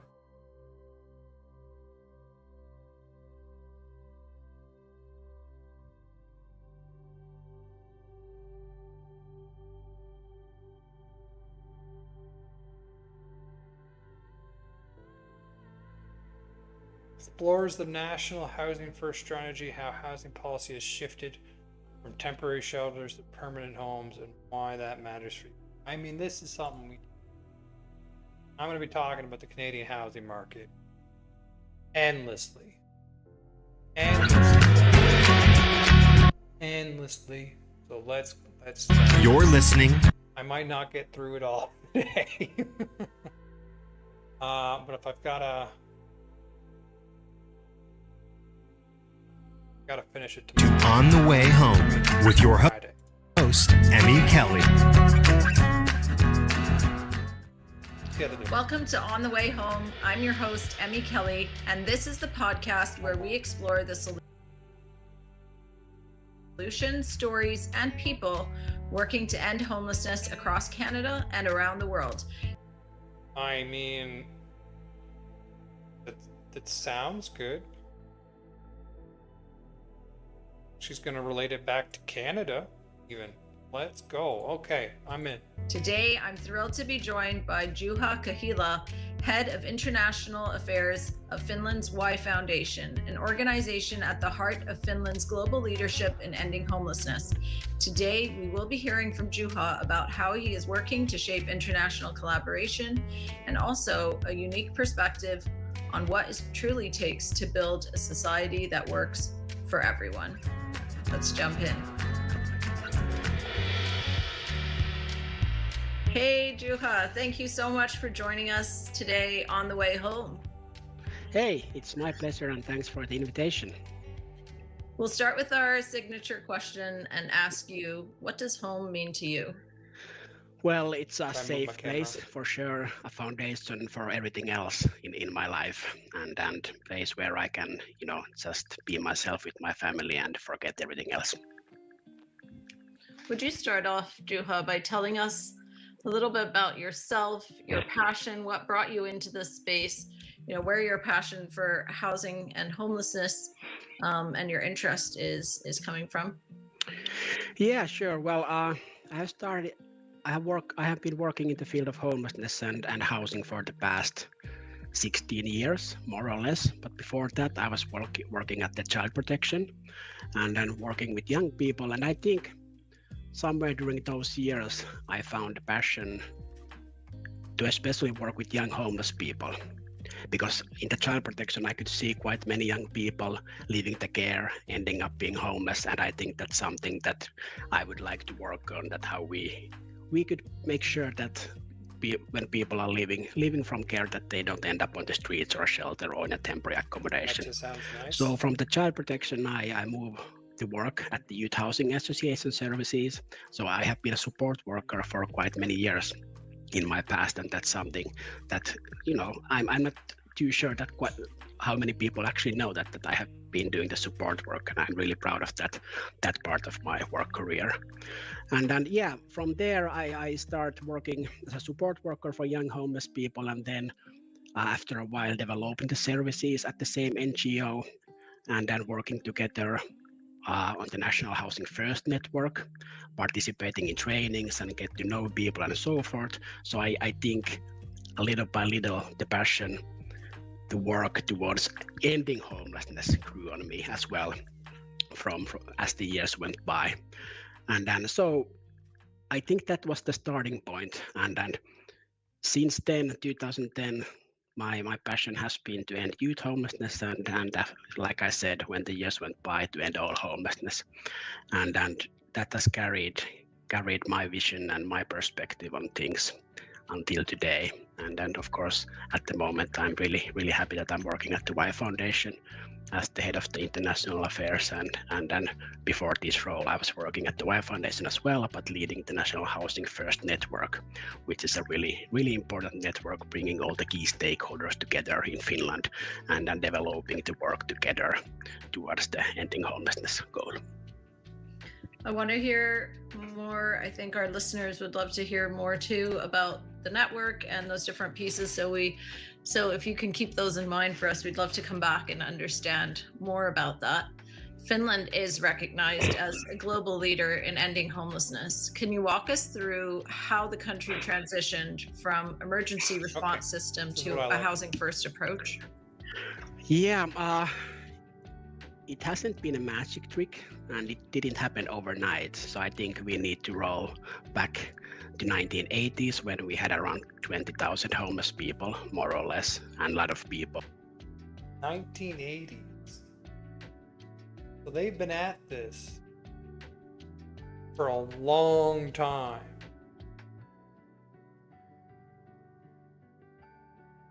Do I have the housing prices? I do. Give me 5.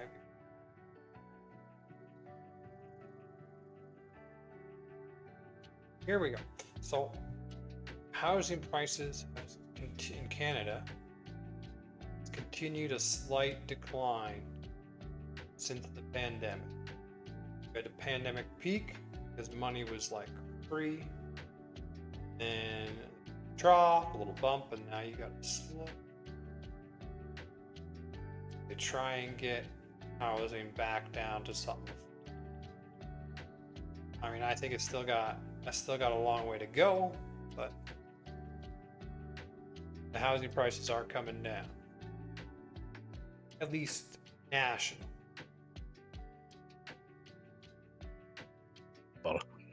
Especially people sleeping on the streets. Unfortunately, some of them died on the streets as well because we didn't have it. I mean, like, Finland's cold, Canada's cold. Living on the streets is miserable. Miserable. You quite literally deadly. Enough shelter beds for everyone and so forth. And I think during the 80s we started to realize that maybe homelessness, it's not a fault of the individuals, but maybe there is something wrong in our systems. And then in the 80s there was a big social welfare act that we put. I mean, it can be both. It can be an issue with the system, but it can also be an issue with people. To end homelessness, you are going to have to give people homes fundamentally cannot afford. It's the only way. You're going to have citizens not make enough money to afford their own. What do? Leave them on the street and have them die in winters? Or do you construct a system to put them into home? And the housing first policy. Right now, we don't have anything. You can't afford a place to live. You're on your street. It's completely free market, right? And the cost of housing is controlled by the free market. I personally think there should be regulation in this sector, because not having a home can be fatal. Specifically in Canada, not having a home very easily lead to a death spiral, and we want to avoid that.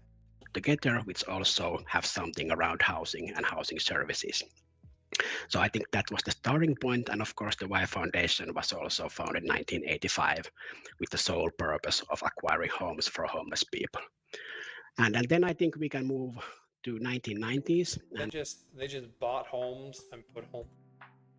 What is their system? This is what I want to know, and it doesn't sound like they're gonna talk about how the Finnish housing system promotes equality.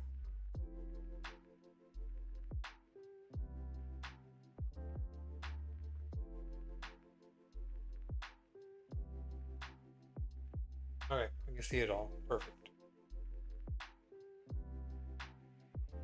Finland has a long-standing tradition of providing affordable social housing alongside private housing. So they provide social housing alongside private housing. We only have the private housing. Affordable and state-sustained housing is mainly built and managed by municipal companies and a non-profit organization. I'm guessing that's like the Y First he was talking about. Backed by government subsidies and state guaranteed loans, the system aims to ensure that people with low incomes or special needs can access quality housing at a cost they can afford, which supports economic and social inclusion. Like in Canada, we do this with healthcare, right? We allow everyone to access quality healthcare. This is just doing that to housing with low incomes and special needs. Wonder what kind of to get into that. Which supports economic and social inclusion. But the other thing is, if you have social housing, you're taking a part of the demand for housing and you're taking it out of the private housing ecosystem. Those that can't afford it, but that it's still demand that you're taking out and putting another ecosystem. So that should keep the private housing system more affordable, because you don't have that extra demand driving it up. People that got low income or special needs have another choice. Okay, key features include rent based on need, not ability to pay. Allocation is prioritized for those with the most limited income and greatest housing. Diverse eligibility. Social housing is available not only to the very poor, but also to students. I like that. Elderly, people in poor health, recovering from mental health issues, to prevent economic segregation. Yeah, that all sounds good. Right of occupancy homes.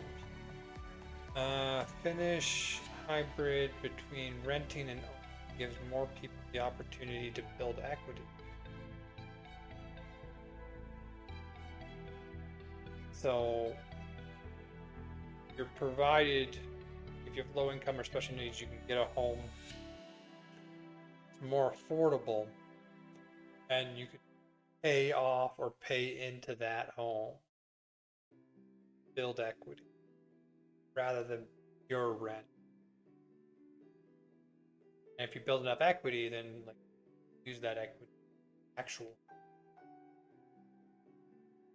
maybe own the home that, eventually own the home that you're essentially renting. Because social housing development has continuous and stable thousands of built each year, also helps avoid the concentration of poverty.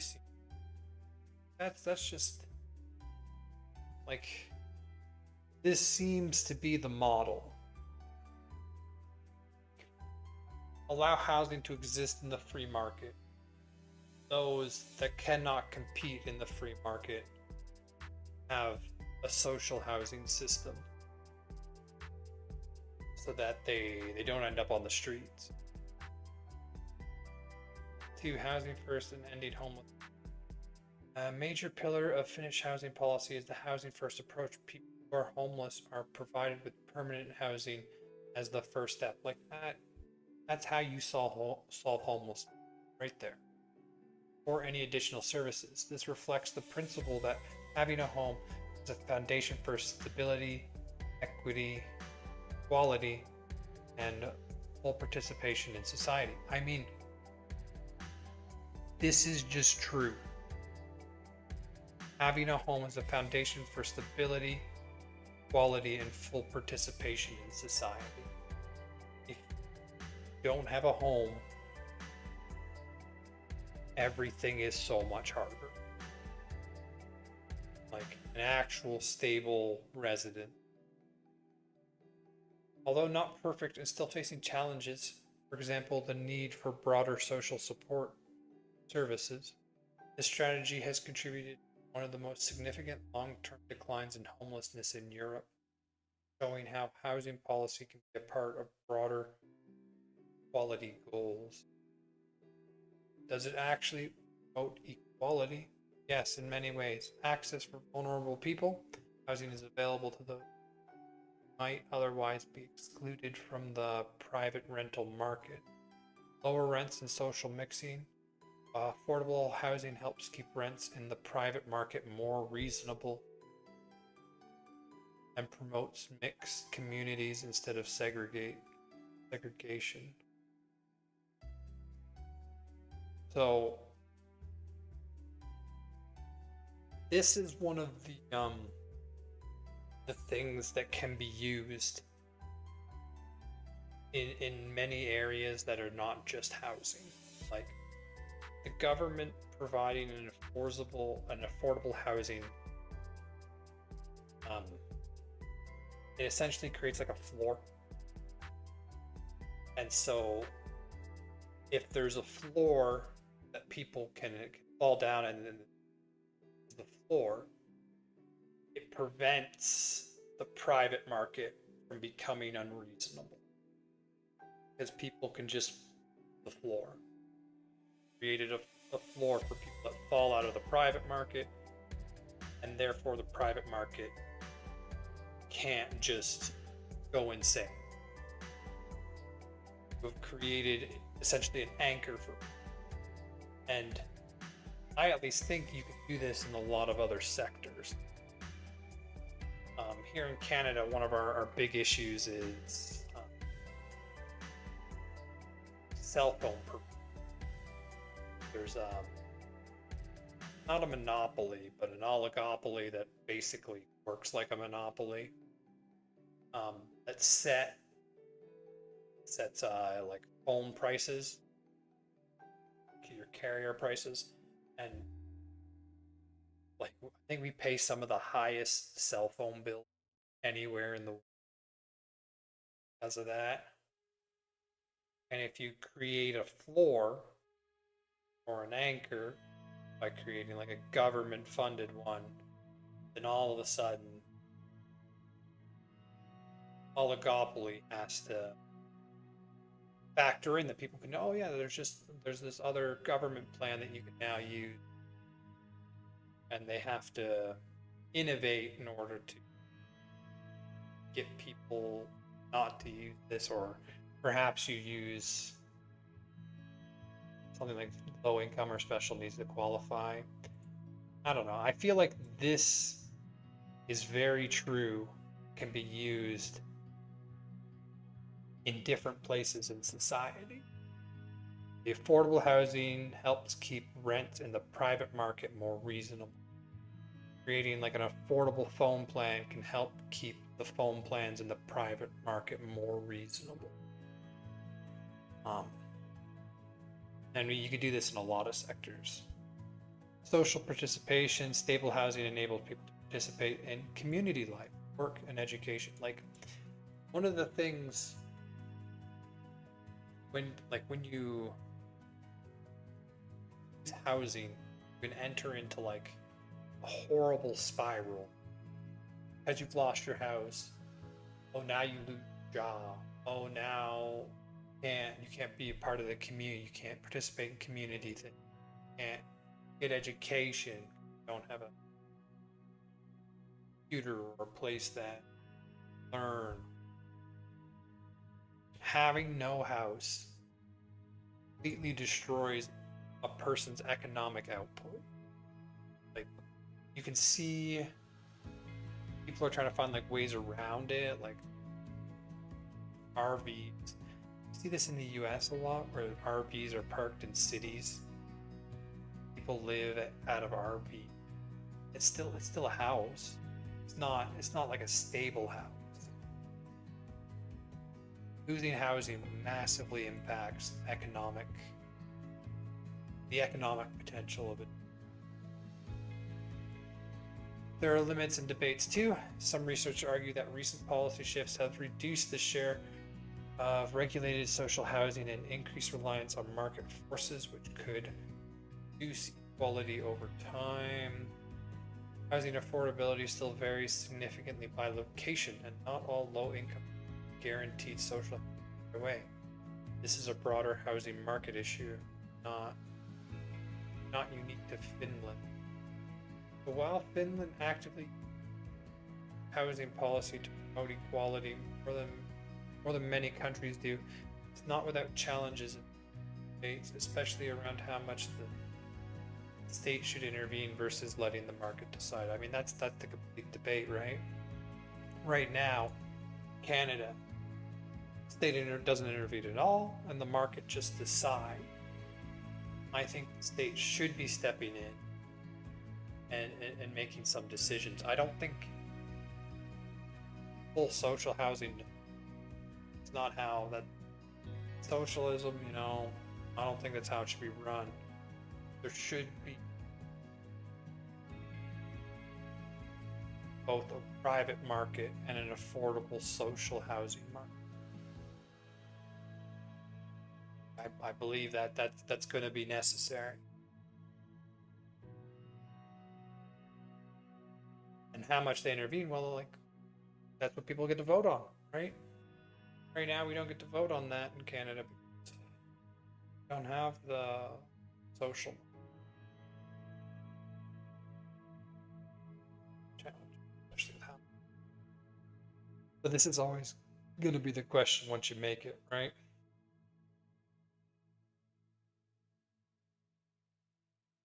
Explores the national housing first strategy, how housing policy has shifted from temporary shelters. I don't think I'm going to watch.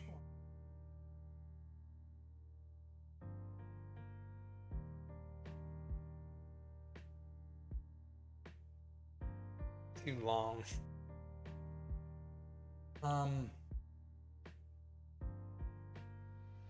Let's see.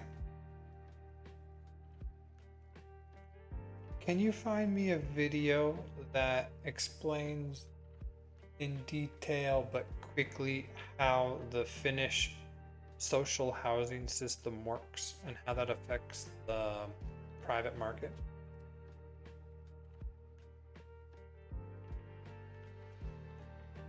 Let's see if we can find something that's a little bit shorter.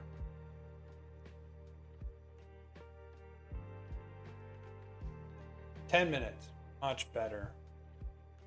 condense and throw information. So if you're living in Finland, you probably know that the most common types of housing are either renting or owning, so you bought your own place. And these are pretty easy to understand. When you're renting, you're paying someone in order to live in their place. You don't have to worry about the renovations, mortgage, but you also won't get to enjoy the possible price appreciation. And of course, there's always a risk that the land also don't build equity.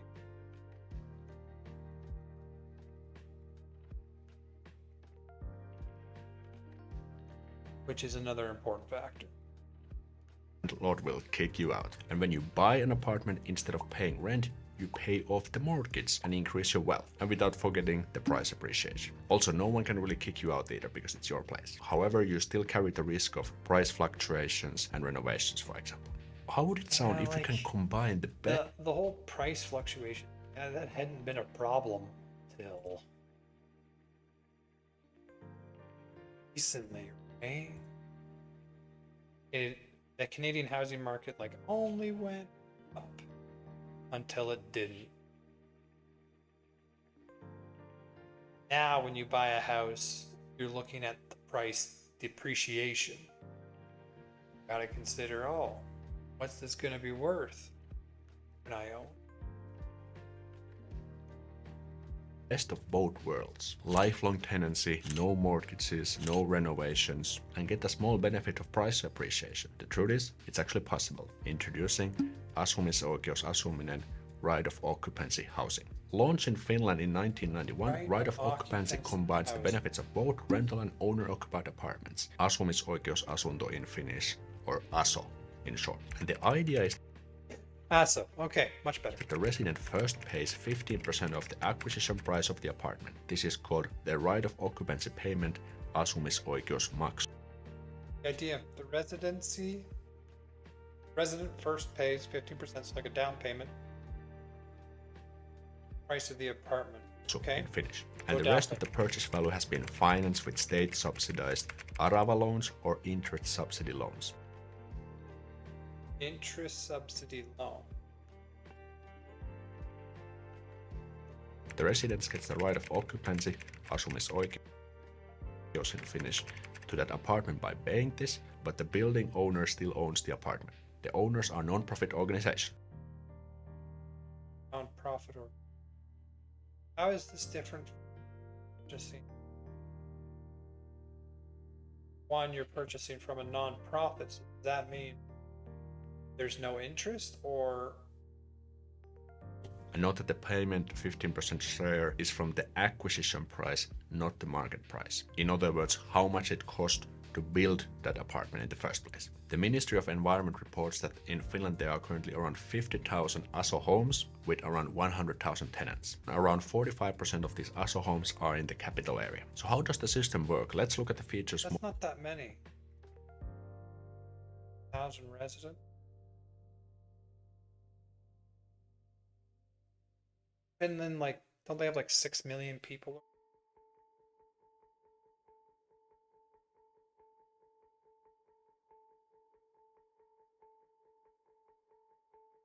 Are in the capital. Well, I mean, I think in Finland, a significant part of the whole population lives by the capital.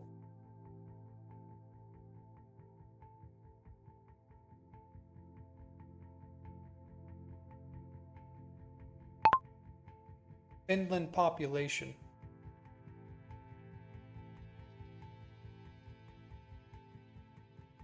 Oh, this isn't working at all anymore.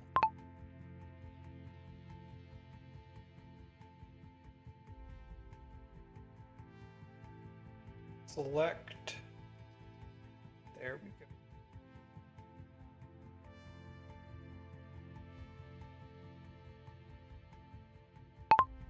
Finland population. We got it. Why I was trying to grab my headset. 5.63 million. Capital city, nearly 30% of its residents. Area. So 45% is overrepresented. If you're going to live somewhere, why not live in the capital?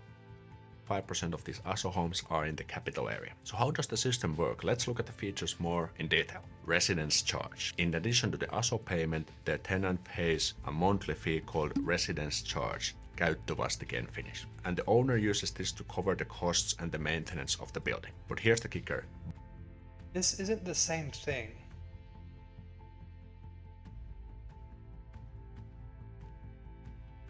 Yeah, this isn't the same thing as the learning about here. Is this the affordable social housing?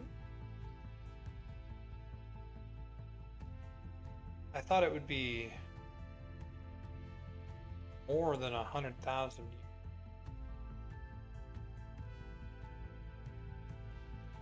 By law, the käyttövastike has to be lower than the market rental prices in that area. So it's possible to save a little bit of money instead of renting in that same area. Lifelong right to live.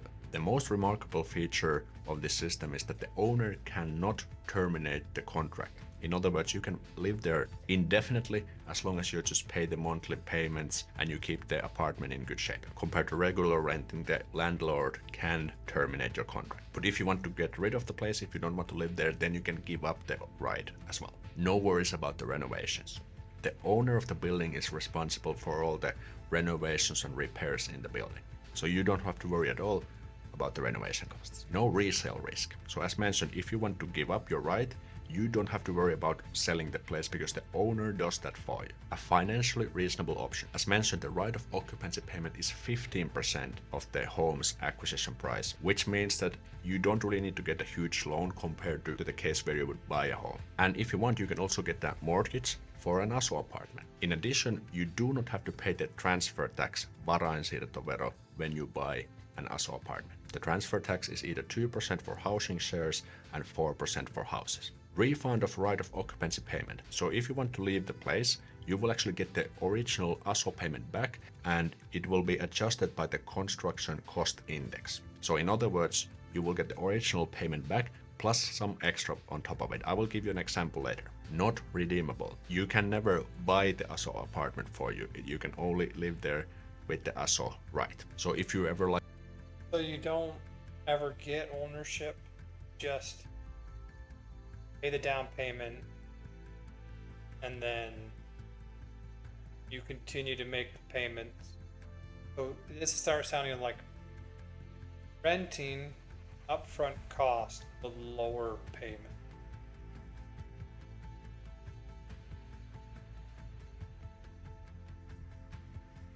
I mean, does to it buy come out the ASO cheaper apartment, overall? it is not possible with the current law. Okay, so who can apply for these ASO apartments? There are 3 requirements for this. First of all, you need to have a Finnish personal identity code. If you're living in Finland, you will have this. You also need to pass the wealth limit requirement. I'm gonna give you an example soon. And thirdly, you do not own a corresponding apartment in the application area and do not have sufficient funds to purchase such an apartment. So these are cheaper apartments, essentially.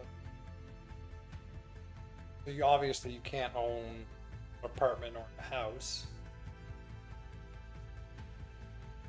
Then there's no reason to have a cheap apartment. Past the wealth limit requirement, I'm guessing they say pass, that means you're below a certain wealth limit. Because if you're above a certain wealth limit, they expect you to pay for your top one's easy if you live So there. let's look at the wealth limit requirement more in detail. Okay. HASO is one of the organizations that provide ASO apartments in Helsinki area, and they have a good example, so I'm going to quote it. So generally speaking, the wealth limit is 50% of the market price of an apartment corresponding to the apartment applied for. So what does this mean? Because we are looking at the market price, matters like the age of the building, size and location play a big role. So let's look at the example from HASO. An applicant applied for a 2-room apartment of 53 square meters from HASO in September 2019. The apartment is an apartment building and it's located in the postal code area of 00560 in Toukola, where the average price of the old 2-room apartments is 5,651 euros per square meter, according to Statistics Finland. So in this case, the market price would be 53 square meters times the square meter price, and that equals to around 300,000 euros. And the 50% wealth limit would be around 150,000 euros. So in other words, if you wanted to buy that place, your combined wealth cannot exceed this number. So what is considered? Okay, yeah, so cannot be above that specific wealth. According to Hasso again, the wealth specification concerns the wealth shown on the pre-completed tax form, such as property. They did math, complicated math there, and I follow when they got into specific square. So, like, isn't that like they were calculating it based off monthly? So does that mean your monthly income can't be above this limit? These shares and debts. Information on personal bank accounts such as advanced savings and subsidy scheme account, that is the ASP account, are not needed. The pre-completed tax return must be attached to the wealth specification form. So in other words, stock portfolios, other apartments you may own, counted into this, and also debt reduced that. So assets minus debts is your wealth. And most importantly, there are only wealth limits, no income limits. So it doesn't matter how low or how much you make, anyone can apply as long as you just meet the criteria. I can't comment on the wealth limit because I don't understand. Basically, there's a limit to the wealth, total money you have, that can make you not be able to enter the system, which is what you need, right? Like, you can't make social housing, you give it to everyone, and everyone's going to use it. You need that limit. And honestly, you can control how many people are in social housing by increasing and decreasing.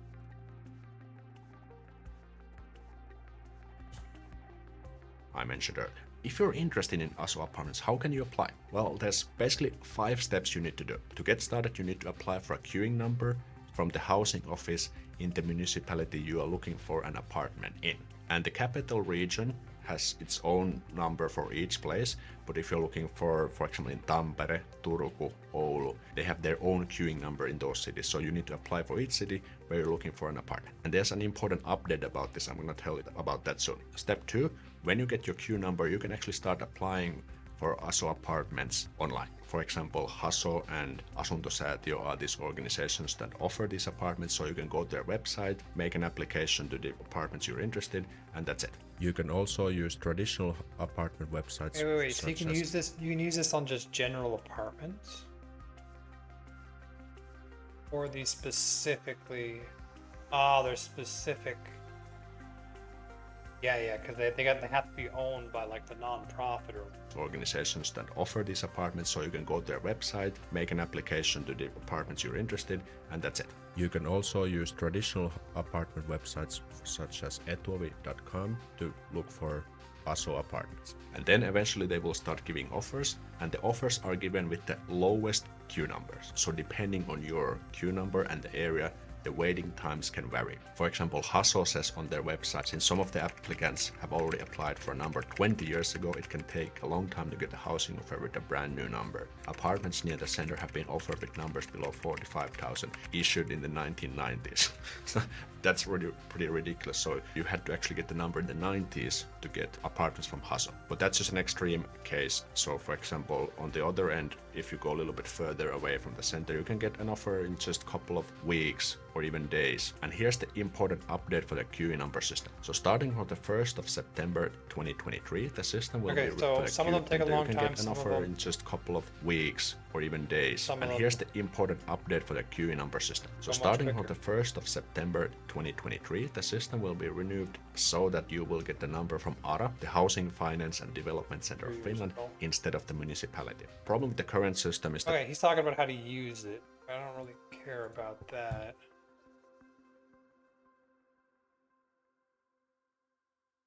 What's the... how many people per capita are homeless in Canada compared to the US compared to Finland?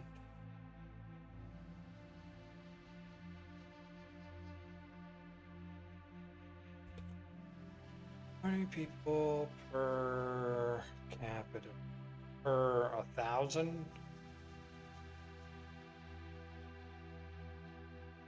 They'll do that naturally, just per capita. Are homeless in Canada compared to... Let's see how effective this solution is.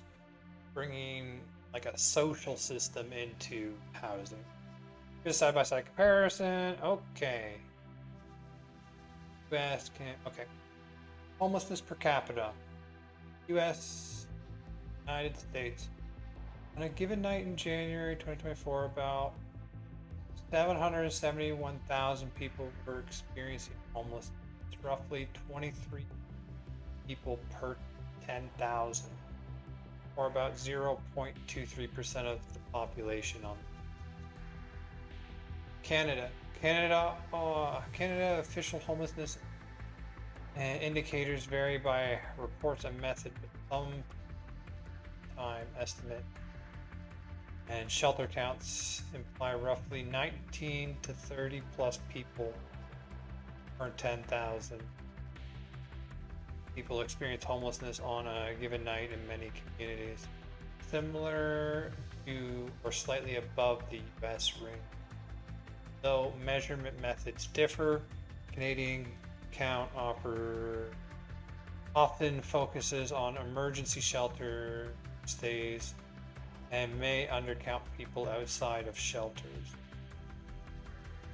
Okay, so I don't know how they have such specific information. 23 per 10,000, 19 to 30 per 10,000. And it's not good.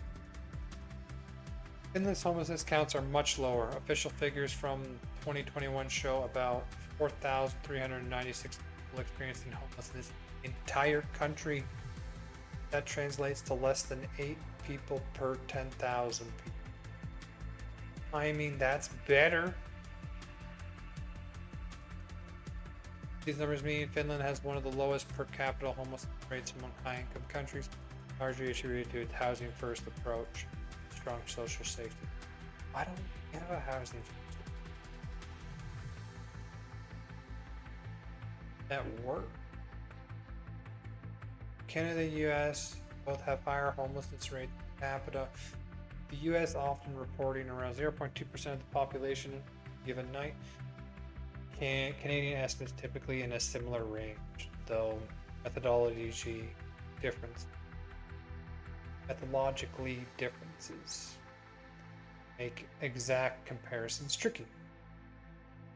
Caveat and comparison. Definition and method differ. Okay, it's just saying that how they count. Getting a count on homeless people is hard. Although they did it.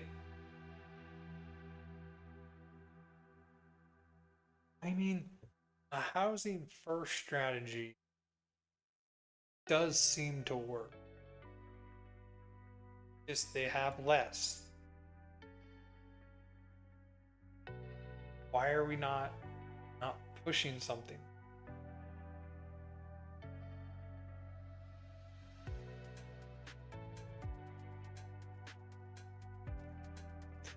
I hear Mark Carney is changing the housing system in Canada. Is he talking about a housing first strategy?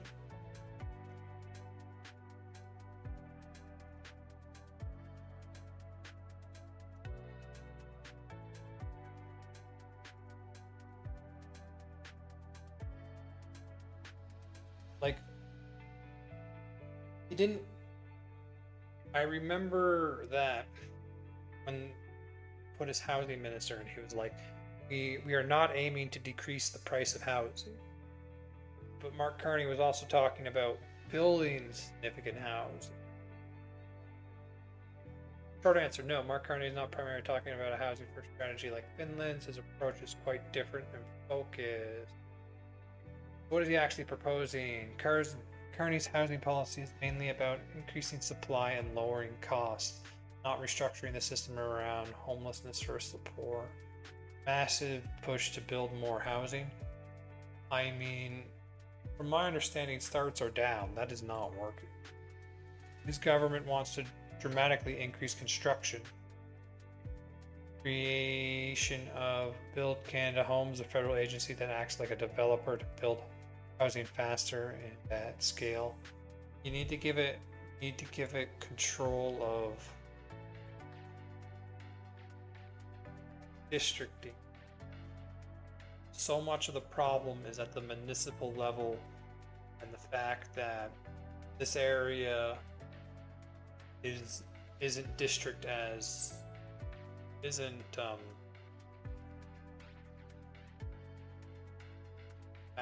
have your residential, you have your commercial district codes, and so much of it is at that municipal level. You have to push new maps on them to let people build homes.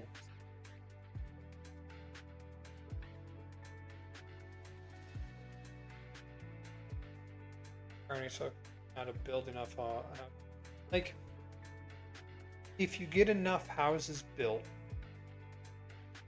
decrease the private market price, get more people into homes. But as I've said,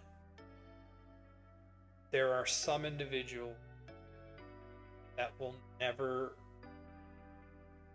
be economically viable on their own. Some people that they'll never make enough money to do. If your solution is that these people get to live on the streets, then I disagree with your solution. I mean, I don't see why you can't create Build Canada's homes, also make a housing first strategy.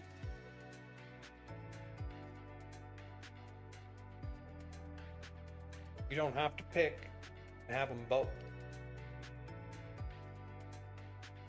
Lowering costs and barriers, policy to cutting taxes / fees on new homes. That was minor. Investing tens of billions in infrastructure to enable housing construction. Make it cheaper and easier to build, but should bring. Like, this is all good.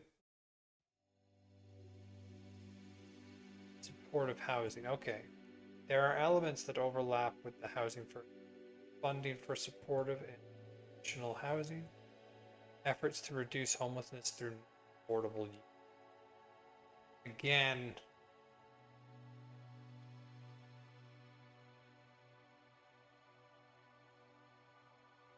some people are just not going to be able to afford your affordable units. But this is not the core strategy, it's one piece of a broader approach. So the housing first approach, not really distinction. Finland. Give homeless people permanent housing first, then provide service. Canada. Build a lot more houses overall and improve affordability. Carney's model is closer to fix the housing shortage. Affordability improves, fewer people fall into homelessness. Yeah, but you're not helping them. Finland's model is end homelessness directly. Housing is a right. Systems adapt around that. Like, that's the approach right there. Like, if you provide home to the homeless, you can restore a certain degree of economic activity and potential. And then, I mean, have all their finances, right? So if they start making money, then they got to put a certain amount towards their home.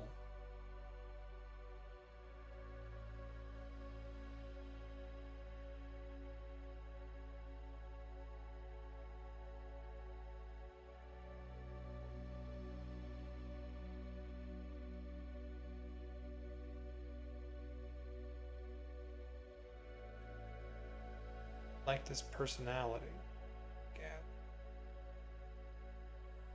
Yeah. I've heard a lot of things about the Finnish housing market and how it's run. Do they provide homeless with home? Is there no charge? How does that work? Because he was talking about, give me the link to this here. This ASO system.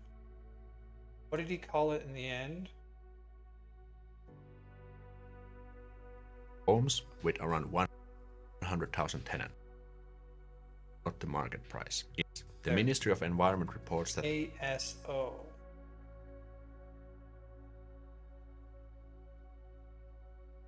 There are a lot of things with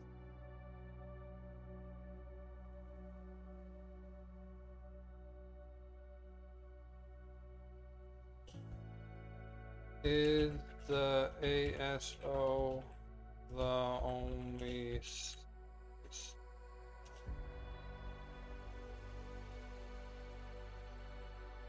Let's see what they get.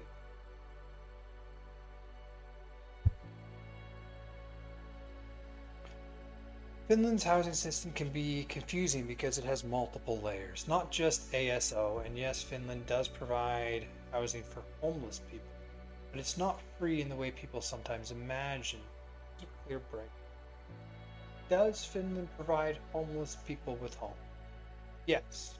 Finland is the world leader in housing first, which if someone is homeless, the main solution is give them a permanent home, usually a rental apartment supported housing unit. Provide support service after they're housed. This is different from shelter-based systems like in Canada or the US. You should learn about the shelter-based system. Do homeless people pay rent? Is it free? Not free, but affordable. Here's how it works. Rent is charged, but heavily subsidized. Housing First units are typically owned by municipal housing companies, nonprofits, the state housing fund. Rents are cost-based, so they are much lower than market rent. So this is like what he was talking about with the ASO, where it's based off the price of the building that unit rather than the price of the market, because the market price would have been higher. Tenants have very low income. Housing benefit covers part or most of the rent. So if you're low income, rent can be partly or mostly covered. Social assistance can cover the rest. Oh, yeah. They have a strong social system, right? So let's say you have no income. You get housing very low, social assistance can cover the rest. Okay. No one is evicted for being unable to pay due to poverty. I mean, that's just good. So the person pays rent on paper, but the state ensures the rent is actually affordable, so no one is forced onto the street. How do they still have homeless people? This is key. Housing First is not free housing. It's stable, subsidized housing with built-in. Is SAO right of occupancy housing the main system? No, SAO is only one part of the Finnish system. Finland housing model has three major support pillars: social/ARA housing, 10 to 30% of all housing. This is the biggest non-market housing system. Characteristics: cost-based rents, no profit motive. So the rent is based off how much it costs to have the person living there. Owned by municipalities or nonprofits. Allocation based on income, housing situation, household size. Not just for the poor. Includes workers, students, families. Yeah, 10 to 13%. Helps keep entire neighborhoods affordable. Price anchor effect. That I like that. That's a great aspect. This is the backbone of Finland's housing stability. ability. Pillar 2 SAO, right of occupancy. Yeah, this is a weird one. Month, you pay 15-20% upfront fee, pay a monthly maintenance fee similar to rent, don't own the home but have lifetime occupancy right. Get the upfront payment refunded when you move out. Oh, so you get that money back. Who uses it? Middle income people who cannot afford buying market homes. Families needing long-term stable housing. SAO is important but not the main homelessness tool. Then the private market. Still the majority of housing in Finland, shaped by a large supply of non-profit rental housing, strong tenant protections. Eviction is difficult without cost.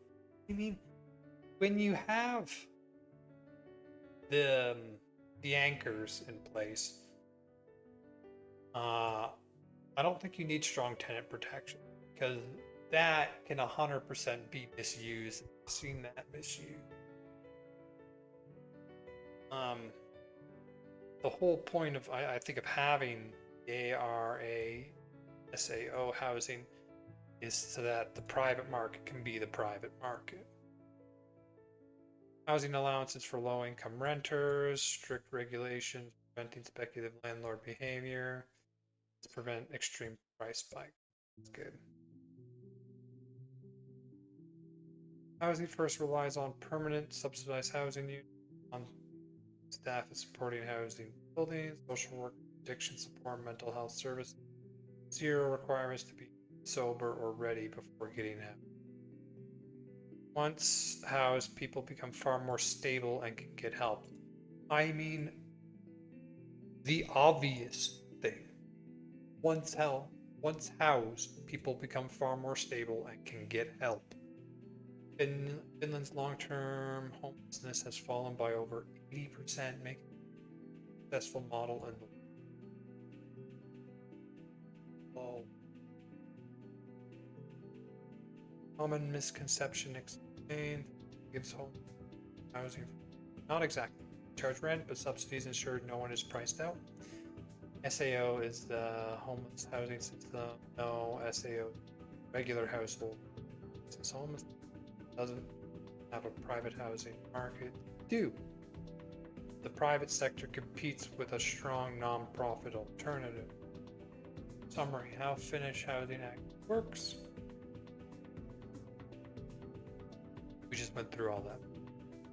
Finland's succeeds because all four coexist. The non-profit segments are large enough to stabilize the whole.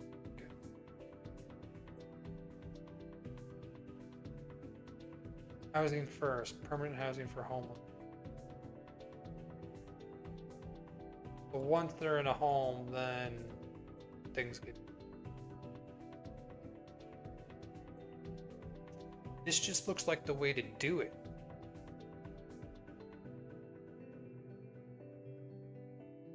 The system looks extremely effective. Why are there still homeless people in Finland? Because they still, Canada, US was 23 out of 10,000. Finland was like 8. Canada was similar to the US. Dramatic Mornay, but it has not eliminated entirely. There are several important reasons why some homeless still remain, even a very effective system. Finland eliminated rough sleeping, not all types of homelessness.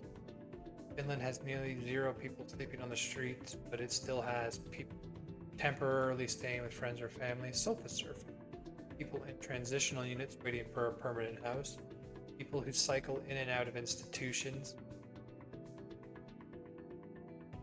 You can try and get those people help, but there's some of those people, there's nothing you can do for them. At some point, you have to make the choice not to take drugs. Recently, people in the process of placed, a small number who were housing or need intensive care. So you'll see homelessness statistics, but almost none of those people are literally living outdoors. So they're 8 out of 10,000 are not living on the street. No one should sleep outside. I mean, we're rich enough. Canada is rich enough. No one should sleep outside. Our country is rich enough that no one should sleep outside. Unless it is a choice.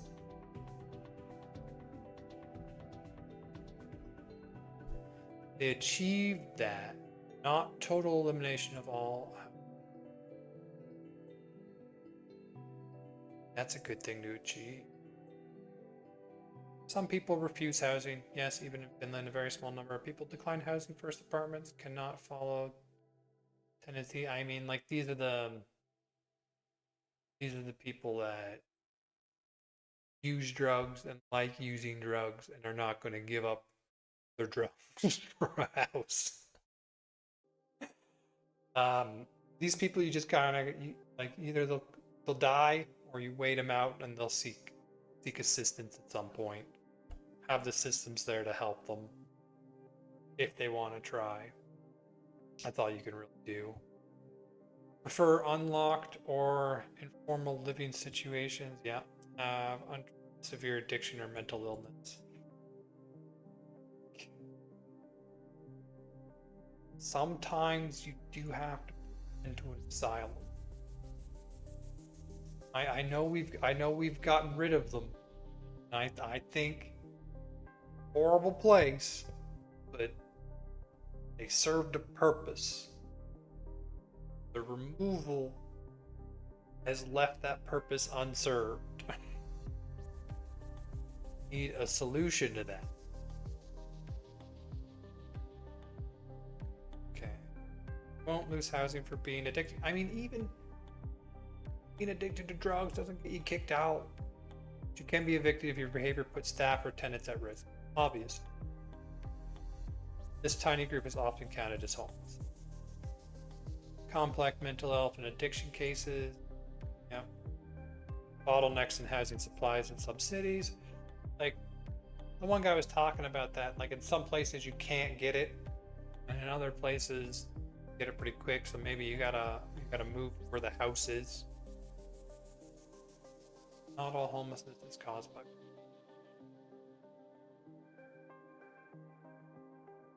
youth leaving unstable family environment.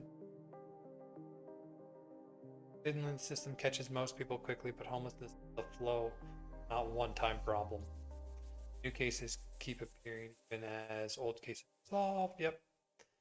Numbers that do exist are very small by global standards. Finland's homelessness is now approximately 5 to 8 homeless per 10,000 residents, compared to 20 to 30 plus per 10,000 in Canada. Out of those, almost none are sleeping outside. Most are staying temporarily with others.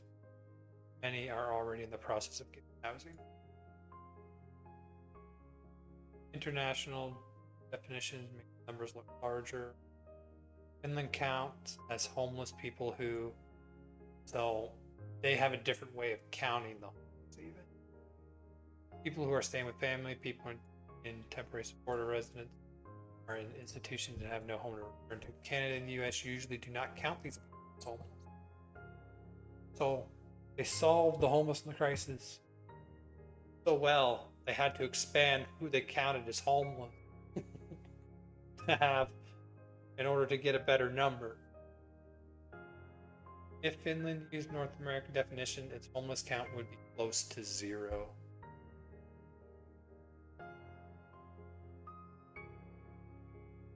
Why the system is still effective despite some homelessness.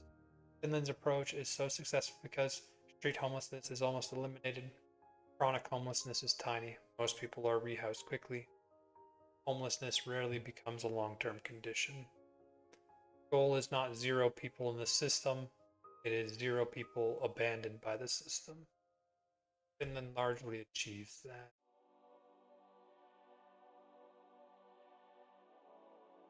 Okay. I mean, I like their system. I believe it is a better system Why are we not replicating it?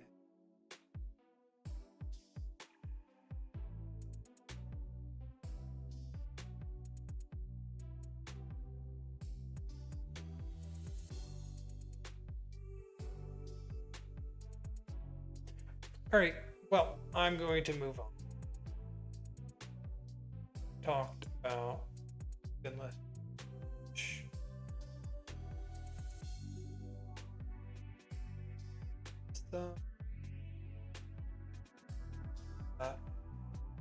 Cut the stream to a little Overwatch. All right, well, I'm going to be right back.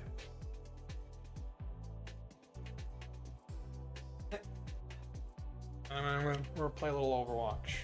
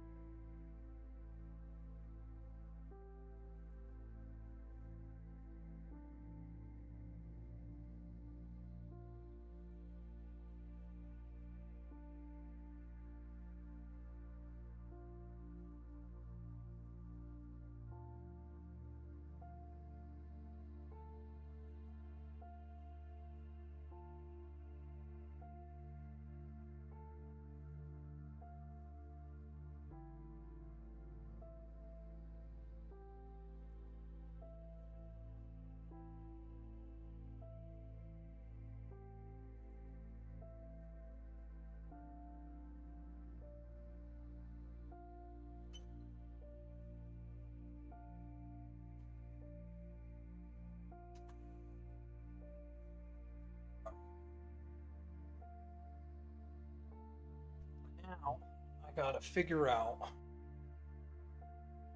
I gotta go to each of the sites. Change, but going to Overwatch. You got the background music, right? Overwatch has all its own sounds.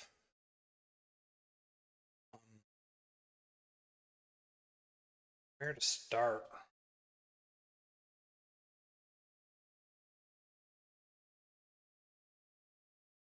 My aim. But oh, Overwatch Ranked. Ah, all exciting.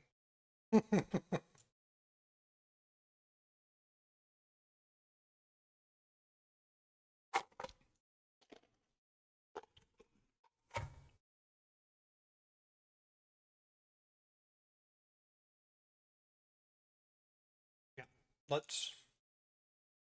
I'm gonna take a minute to boot up, right? Overwatch. Okay, Twitch. Edit stream information. Overwatch category.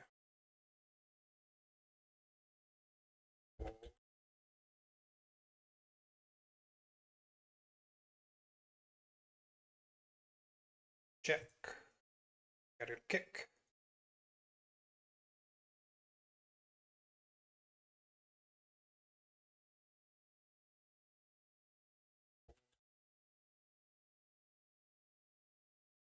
One thing about Kick is that it for Twitch, when you start typing stuff in, it'll sort popularity.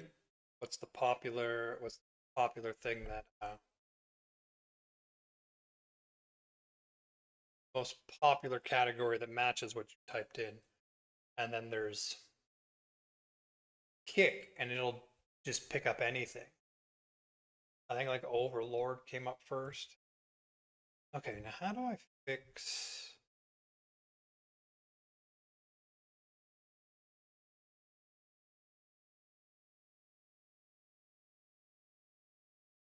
Um,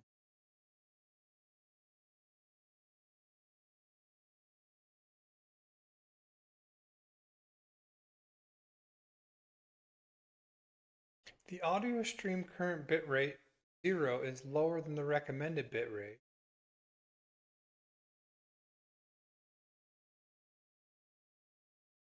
Zero sounds like a bad bitrate, right?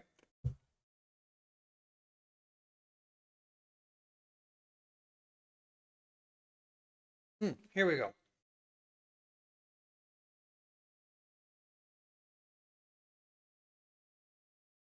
Visibility, public. Good. Category. We're not in education anymore. We're going to go to entertainment. We're going to change the title to Overwatch.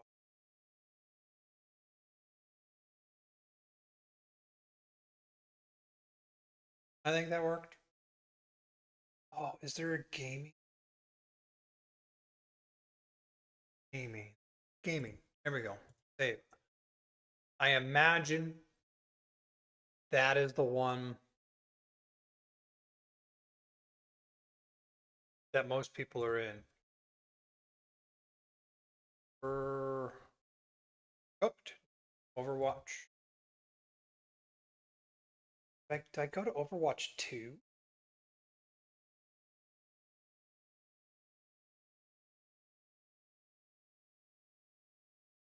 Okay. That. Cut the video because I don't know when I last did that. Play a game. Got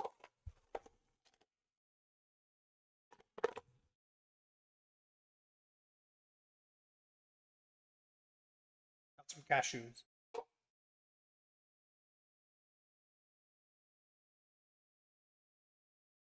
I have to mess around with the audio too.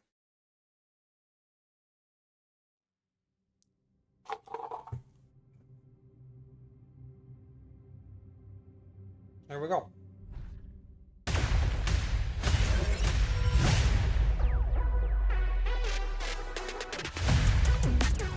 New hero. Let's go teach him a lesson, Dorothy. I'm gunning for MVP. Did you see your competitive results? Couldn't let you get away this time. Just try and stop me now. That's how it's done. We're the best of the best. Thanks for the shout out.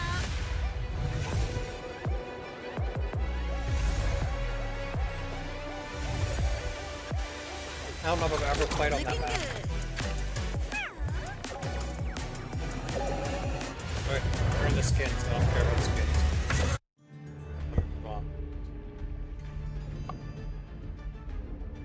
Come on. Competitive results. Let's go. Didn't play a whole lot of tank. Landed gold.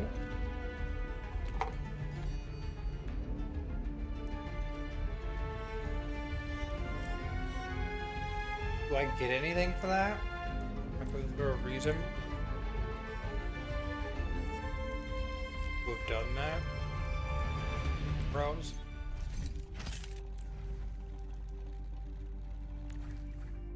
This is the only reason why I play ranked. Trying to get skins.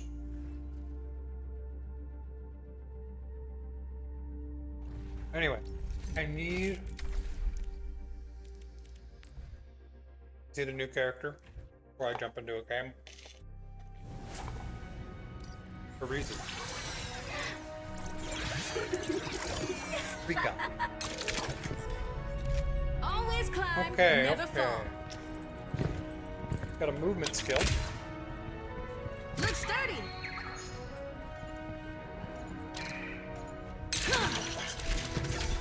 Major pack unlocked. So it stays for a certain amount of time. Ooh, okay. What does this do? Okay, that destroyed. So if I go up, Setting a hold. I call it again. Oh my goodness. Ah. 2. You get to use it twice. Okay, I see the counter down there. Oh, I'm gonna have to move my camera because you can't even see my health.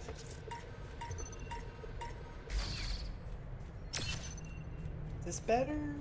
That better? Nothing important's up in this corner. Okay, back. How's our gun feel?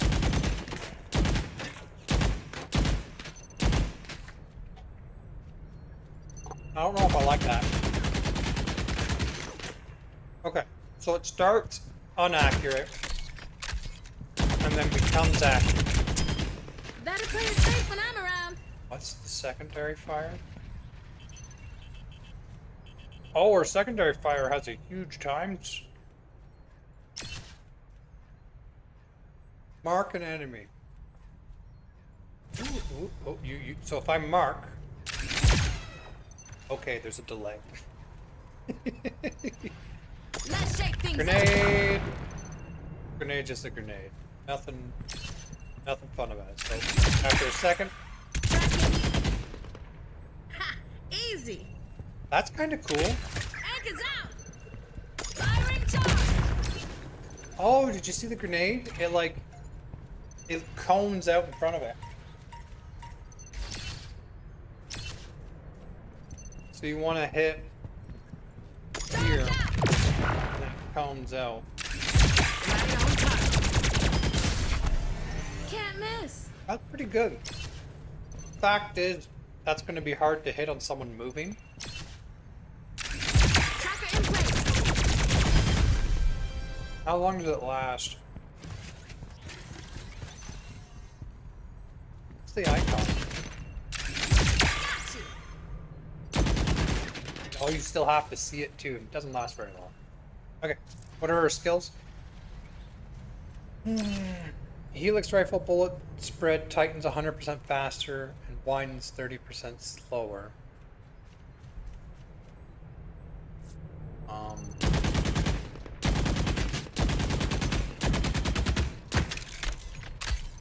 Okay, so that just makes the spread better. Increases anchor drone flight trample range. That one's easy to understand. This one. Okay. Double fire. Triple kill. Y'all felt like testing me today, huh? Quadruple kill. Positioning anchor.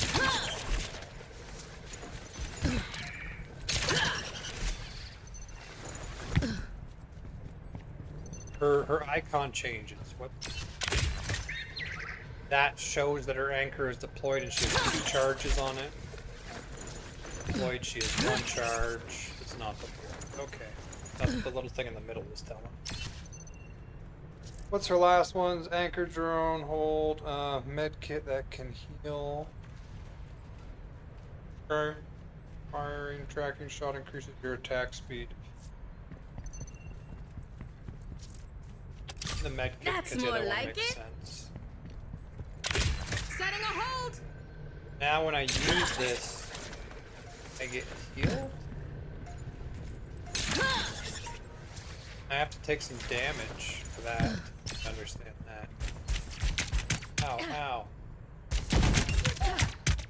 Some more damage, okay. You're up, Dorothy. Does it work for both of them? No. Oh, it does. It worked for both. Last thing is her all... Eyes on the sky. Clearly not how it's supposed to be used. Let's try again. So, aim up, maybe? Eyes on the sky. Oh, that's cool. Give me it again. Eyes on the sky. That's decent. Set up a drone. The rifle feels pretty nice.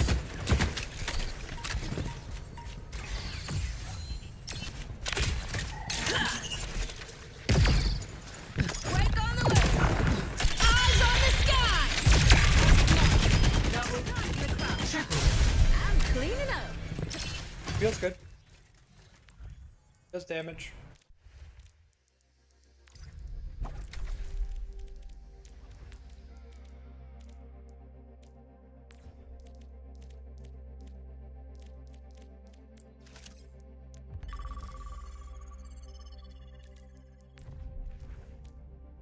New battle pass came out.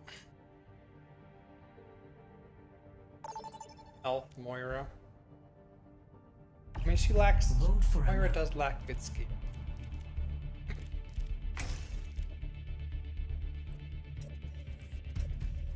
Oh, we can vote for a random map now? And it goes into the normal queue like that. Okay.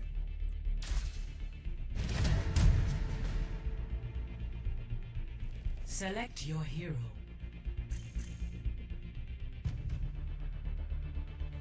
Like I don't have a set tank at all. Select heroes to ban. I hate her. Someone hates Maui on.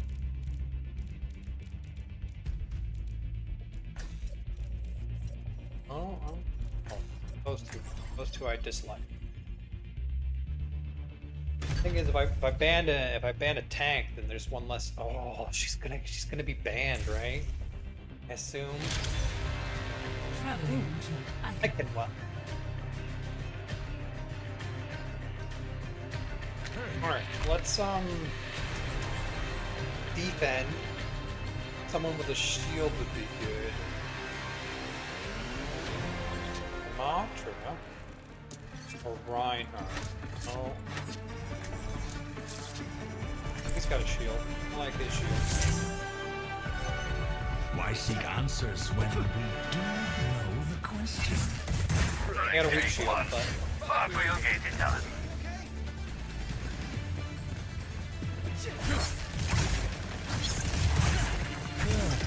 We'll wrap this up quick. He's got infinite, right? Yeah. How close do I gotta be to get him around?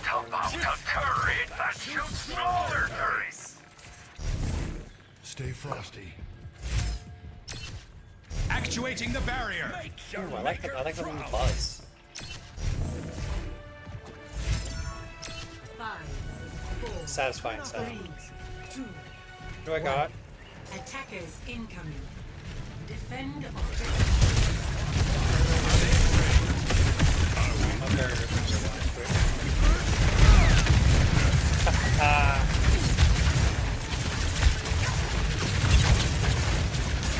don't want to hold through with this damage.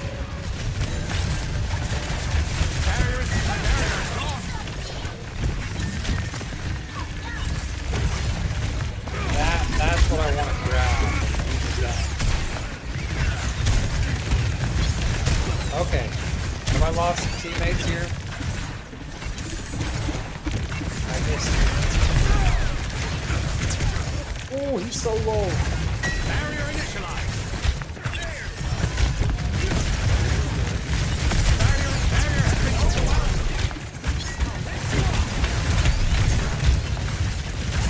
Oh, I got hit from the side there.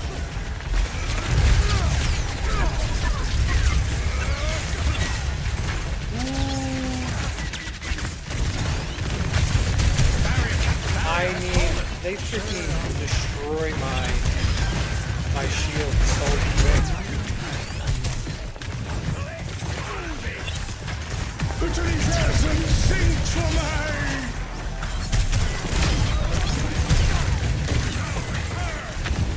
I'm gonna run back.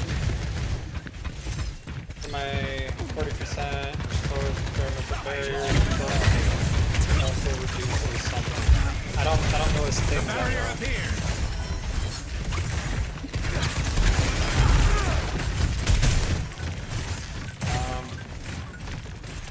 Let's do that. Does that mean if I do damage, it does?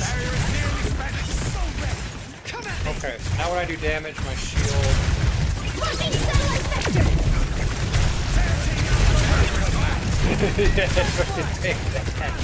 You want to jump into me? Okay. He's gonna just put... Oh, that blocks that, I didn't even know.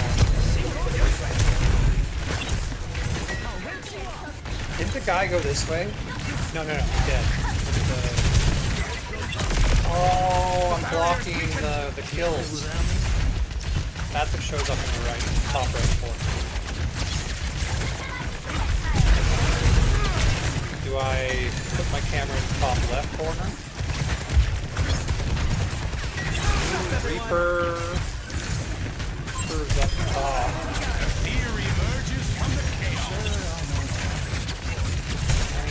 They're not like doing where's Diva's ult? Throws it up over.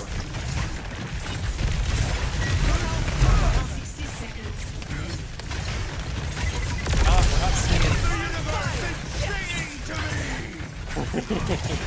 I do like his voice line. I got some. We want Portland!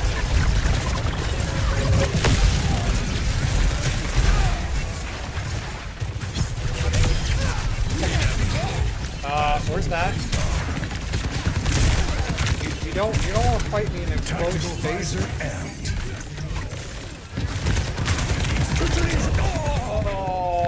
Oh, he's gonna die because of that.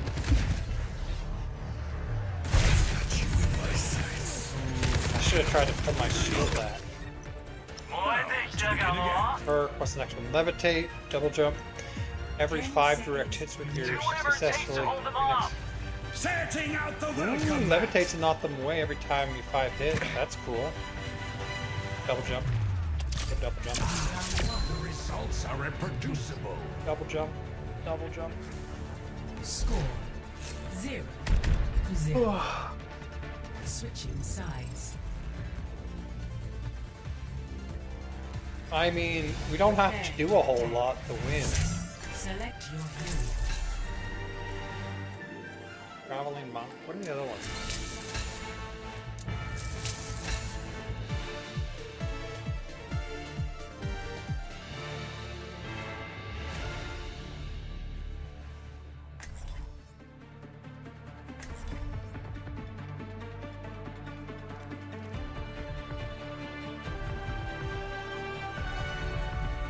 Have peace at any cost. Peace at any cost. This one might get tricky. Can I count on you to watch my back? Of course. You're like a brother to me. You've told me about your family. Not sure that's a compliment.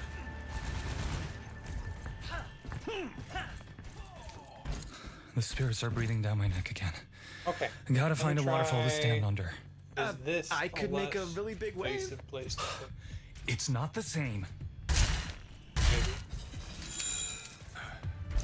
I don't think anything appears in the top left. 5, 4, 3, 2, 1. Okay, well, let's go. Capture objective A. Someone got sniped right away.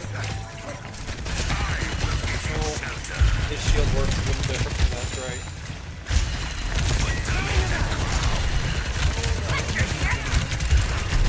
I mean, I'm doing a lot of damage to these guys at top. Okay, go get a health pack.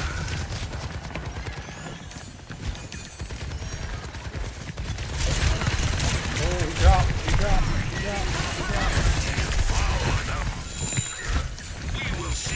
I'm still not used to the difference in shield.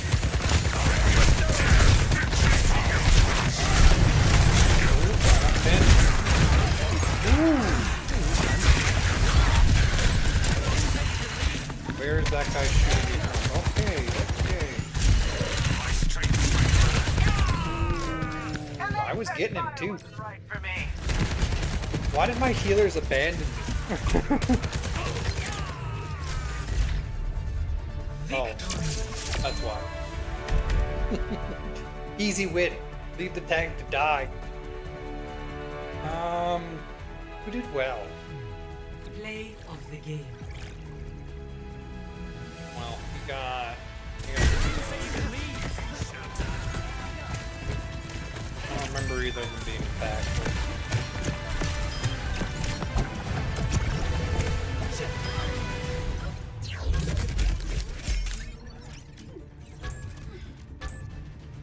What are we voting on? Go. Epic.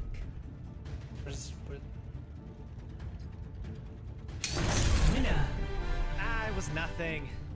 You vote on an MVP now?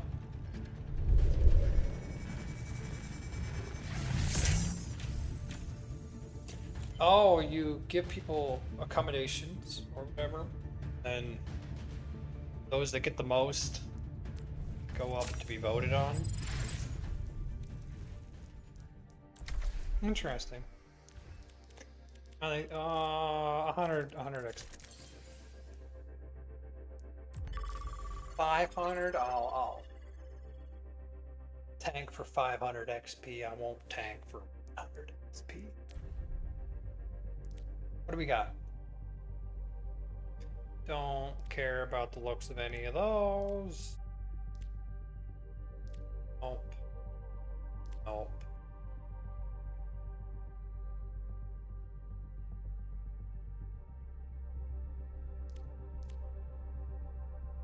Oh, what's be getting the end of this battle pass?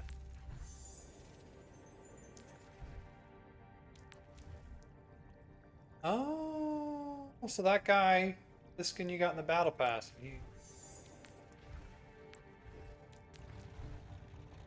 that's an interesting one. Never play her.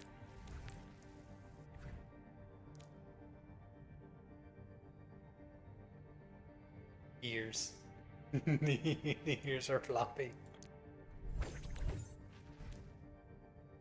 A real elf theme going on. Let's see. Choose your mouth. Is 80 the final?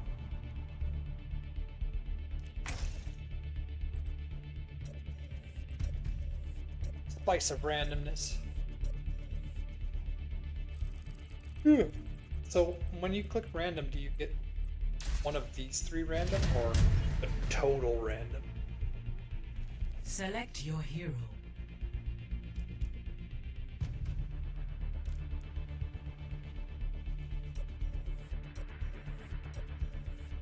Have a favorite. Choose hero bands. Sombra. Vendetta. I'll just see what somebody else. And Rana.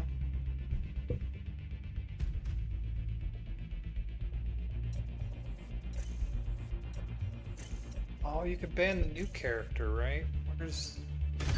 Too late. Means we're gonna be playing against the new character. Almost guaranteed.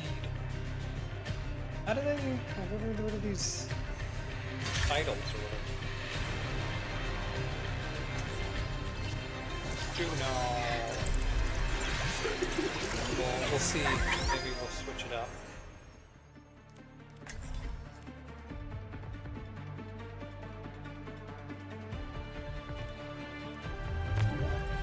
One magical step at a time. Stick together. Let me take the hit.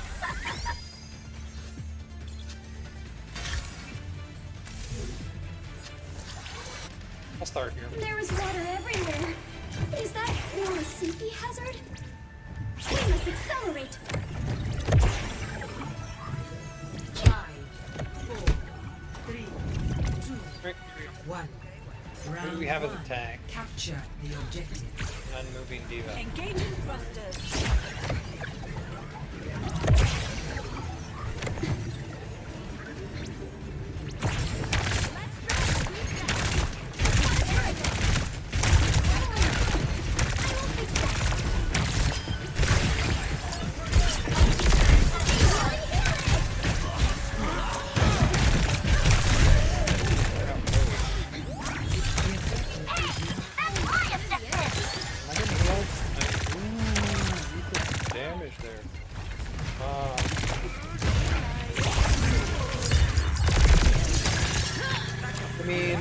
I don't know what happened, but somebody did something.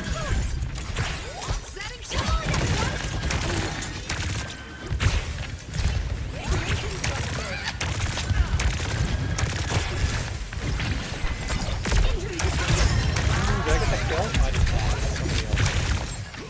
Lucio, can you leave me alone? Oh, goodness. Our diva's low.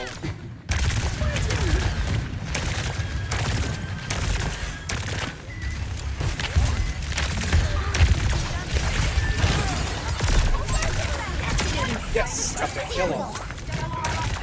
I gotta heal her until she gets back up. She's up. My time.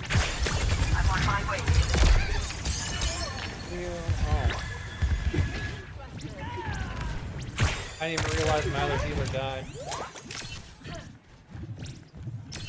Let's increase our Faster! Don't do that hard.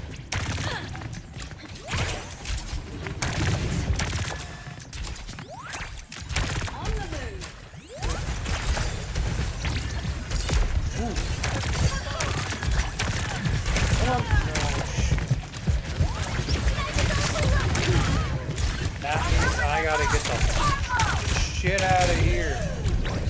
Where's my heal? The objective is being captured. Let's take it back.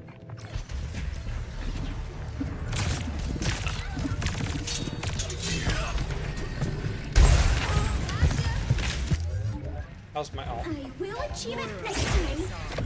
I think. I will fix that. Well, she went Moira, which means I definitely cannot.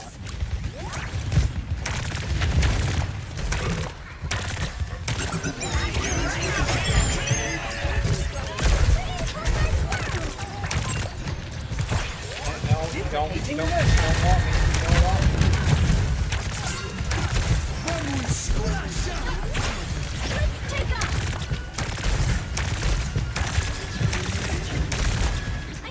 What's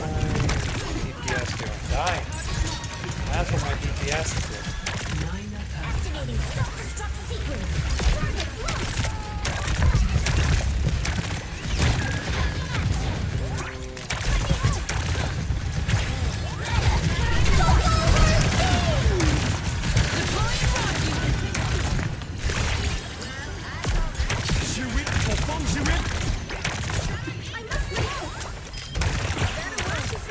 My other tank, my other healer's doing something. Okay, heal everyone.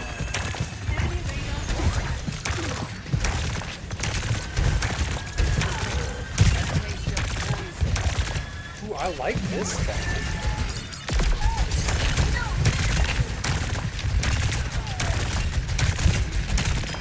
Hot the tank.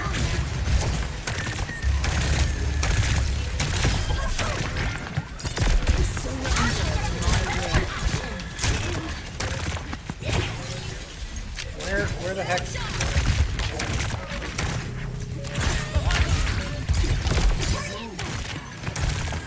Man, these guys they're really dragging out the deaths on the corner.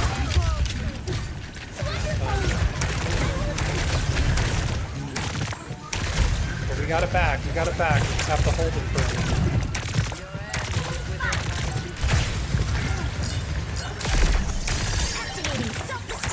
Ooh, she had her ult, dude. That was nasty.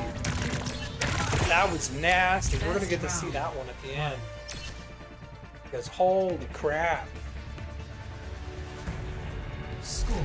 That ult. 1-0. That's how you diva ult right there. I wonder who's their healer that's got so much at the bottom down there. We gonna make a good team. I can feel it. Let's see. I like to switch it up.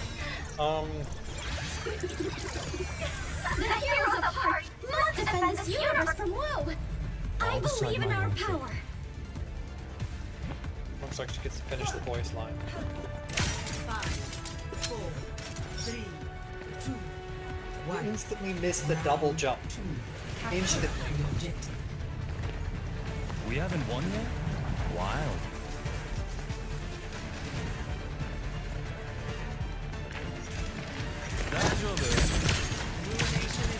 Oh, they got it.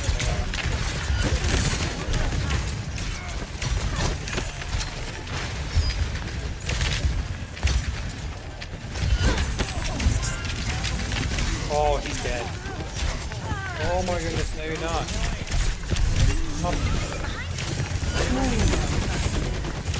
Okay, something. Things are happening. That May is annoying. Come on. Oh, I missed it.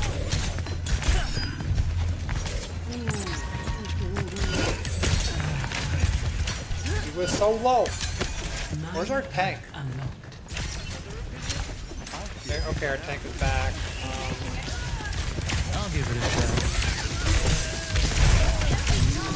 What? Oh, their May's good with that.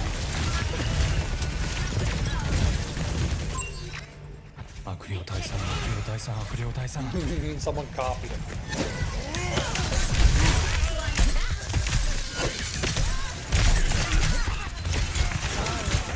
Where the heck is this jumping before?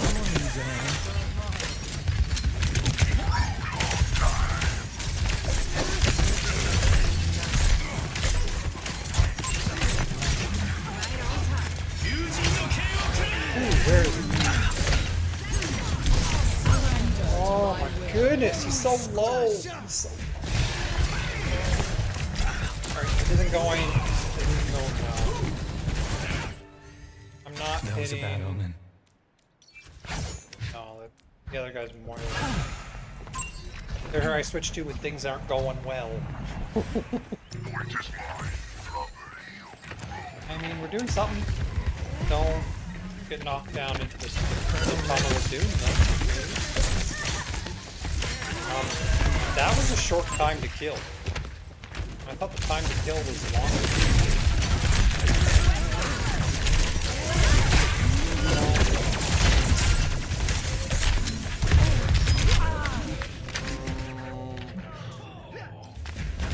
Being really aggressive.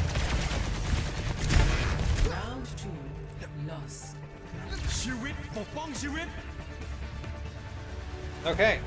Score Well, we don't play him again.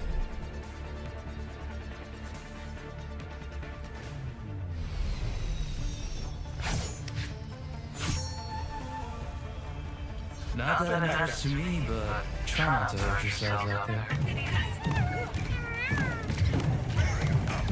They weren't. Oh, they're playing the jump. Crush you like a bug for what you've done. Did you know that certain centipedes can prey 15 times their size? What are you saying? I'm advising my prey not to test me.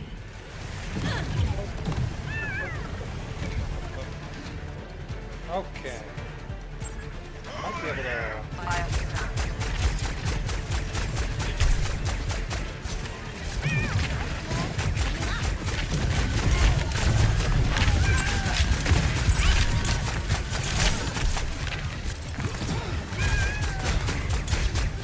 Oh, that worked, right?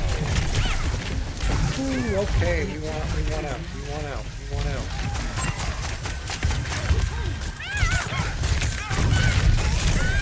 Ooh, he's turning. He's coming after you.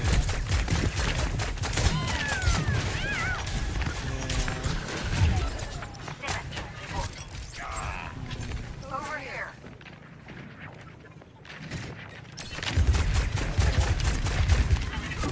Over there.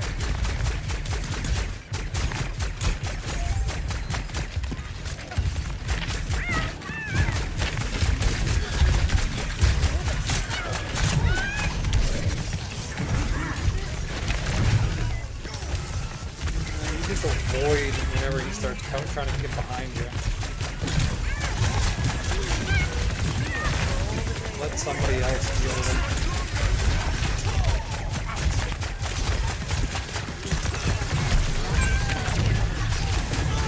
Ooh, nice.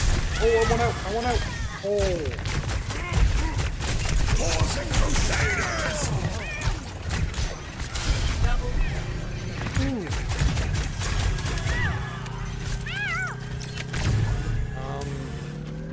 Gain 75 extra shielding while carrying another unit. 15% of projectiles. Cover. Recover fuel. So I get more fuel.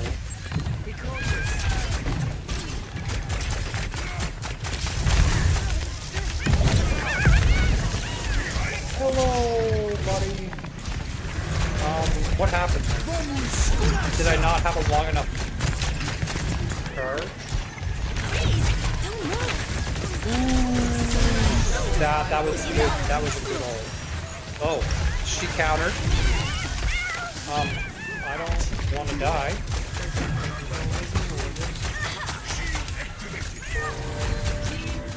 Ooh, good. Okay, what are these ones? Quick melee.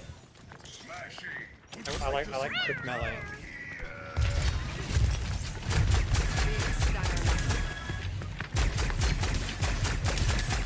I like going in there and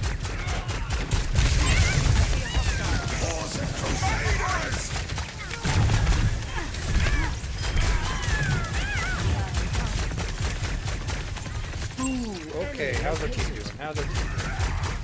She's over here.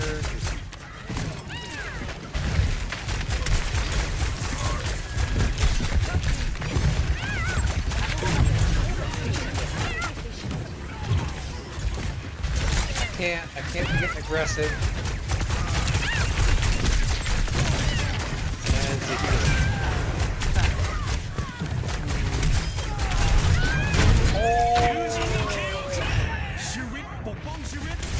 okay, they used all their ults. Get this back. Get this back.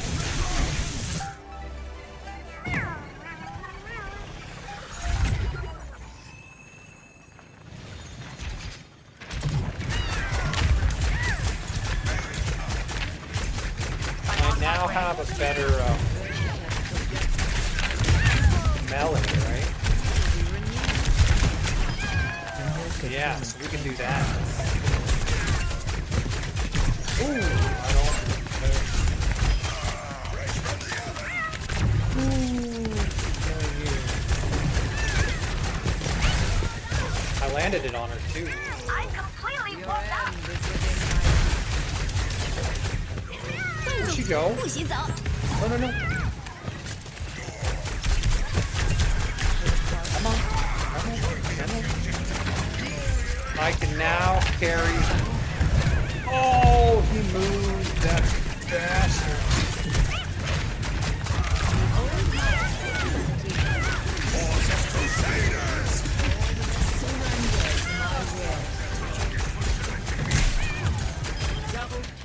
Reality bends to my whim. Good job. Good job, team. Good job.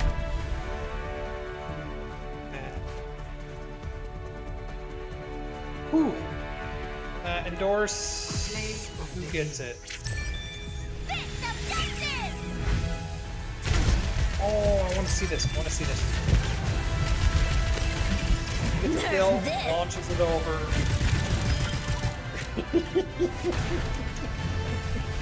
The Bastion just runs away from it, and it just don't matter. Epic.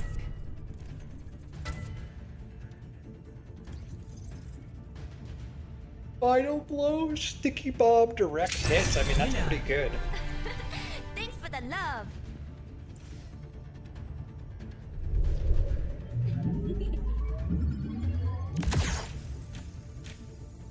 Hey, my rank from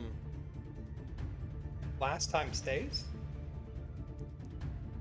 Most games, once you new season, you got a new rank up. Well, we'll do 1 damage, and then I'm gonna be getting off, I think.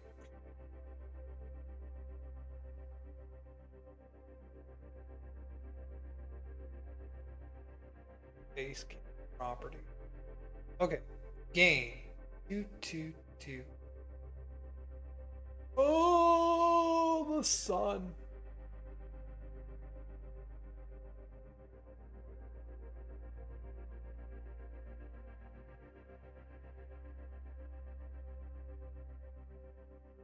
$48.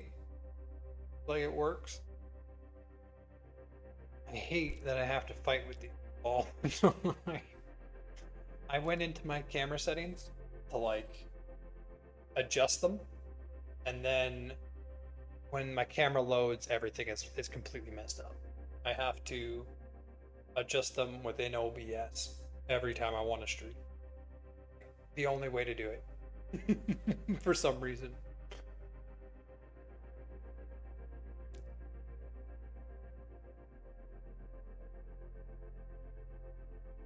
It's an interesting hairstyle.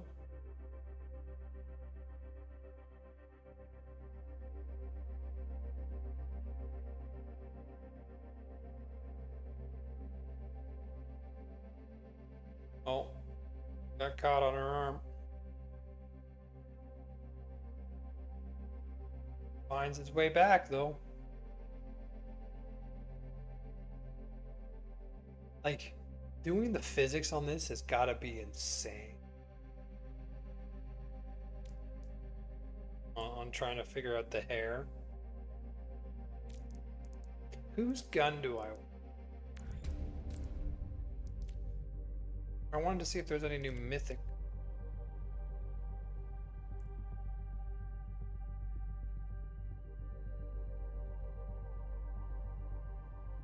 Crimson Court. You got so many skins.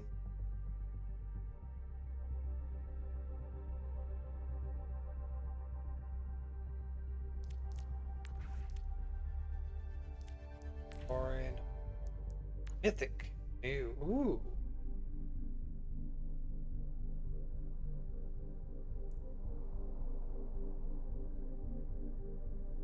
Who is this soldier?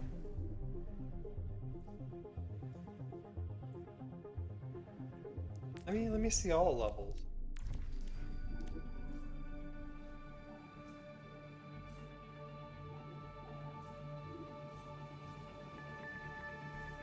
I mean, I like the color scheme up here more.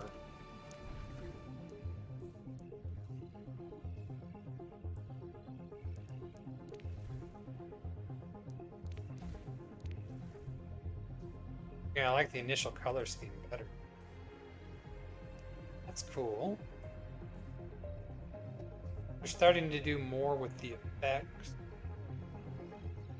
You see this in Apex too. I haven't played that game in a while, but when I did, they had recently started to come out with some really skins that had far more visual effect to them. Like the smoke pattern you see there. Select your hero. I mean, like, why not try the new?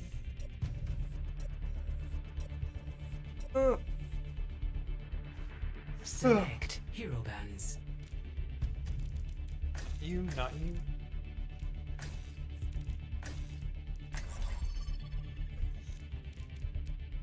Honestly, if no one wants to play Moira, I ban Moira.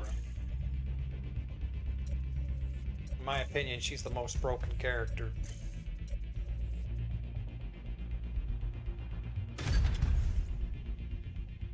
Should not get banned.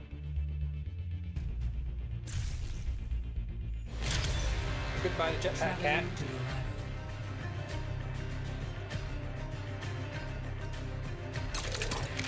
I don't know. Do I want to play her? Her grenade's pretty mediocre. All things considered.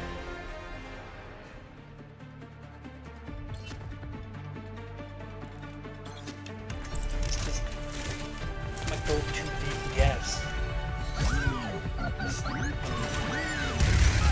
Give him the infinite gun. Oh, after we got this far.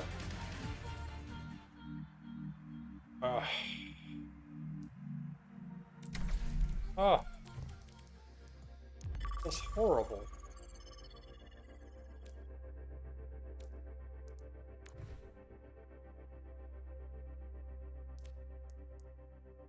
I waited that long to get into a match, and they just cancel it instant. That's a piss off.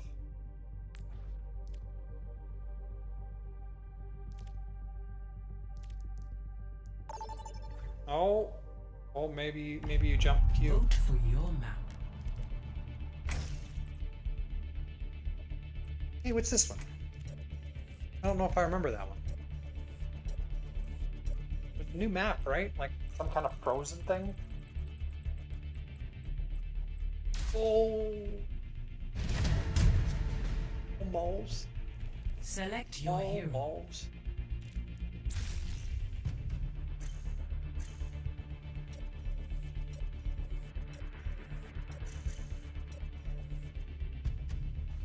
Select heroes to ban. Ban you. Ban you.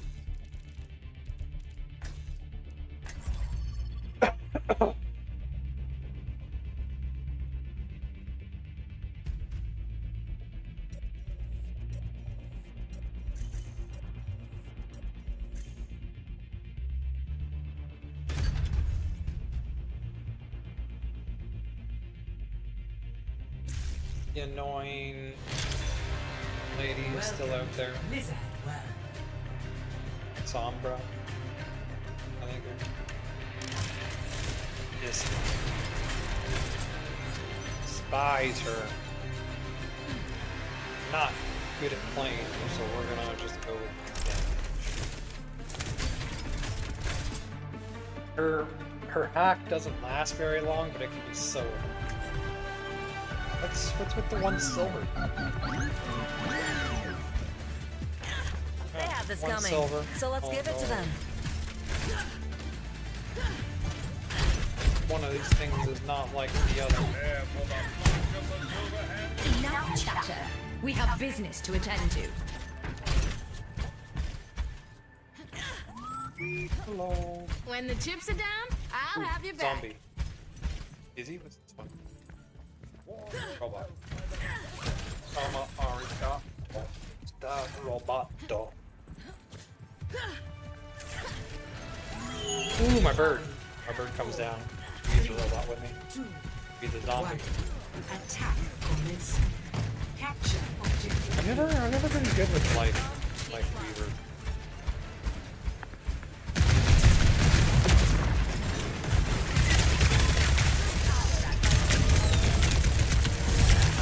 Ooh, did we get a pick? We did get a pick up there.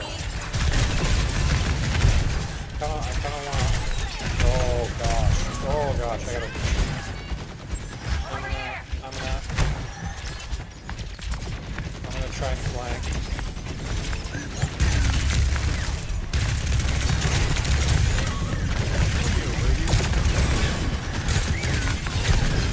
Ooh, I think I got him. Somebody else got the kill, but. Ooh, oh, I'm sleeping. I don't wake up with that shit.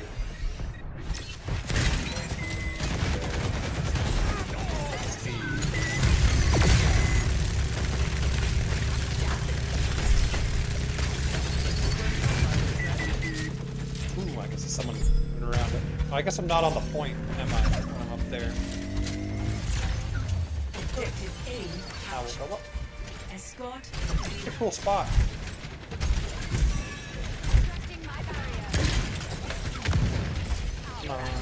Here we go.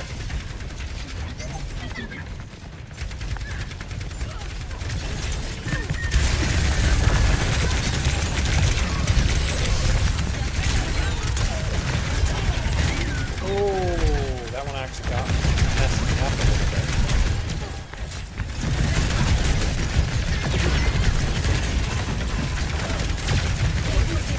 How long do I got? I got 1 second. Ooh, she barely got through.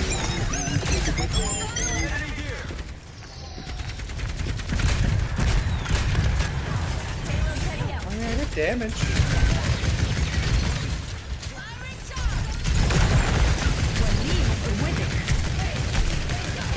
Ooh, so low.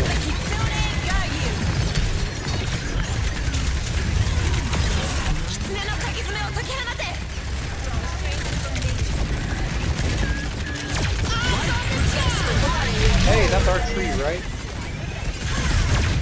That is our tree. Come on, give me this.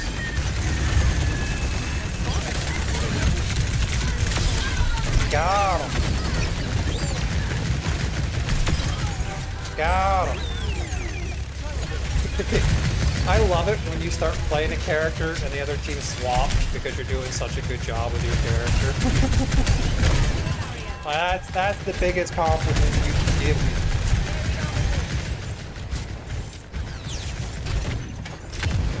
Okay, what am I gonna change? Temporary. Serve by design. Oh.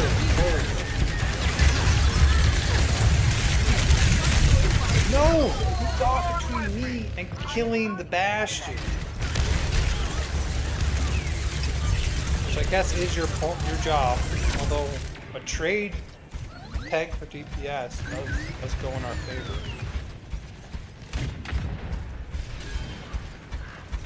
Okay, where are these enemies? I see.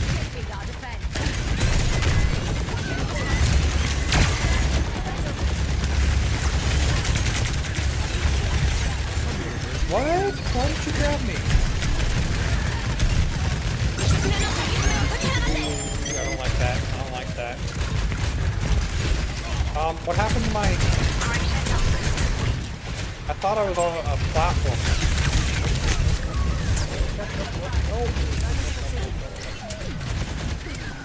We're gonna wait right here until support arrives. Let's go.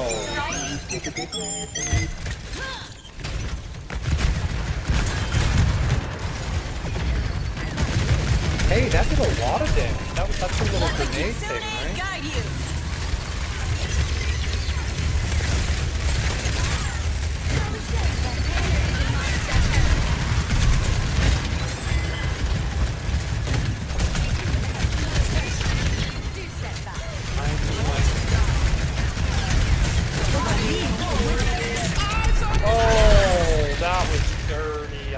slepping that.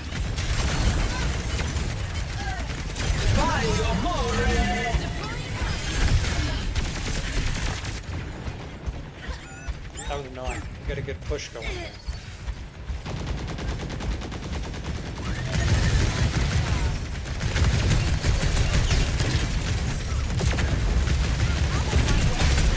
Other than a good grenade or two, she doesn't. The new character doesn't seem to do a whole lot.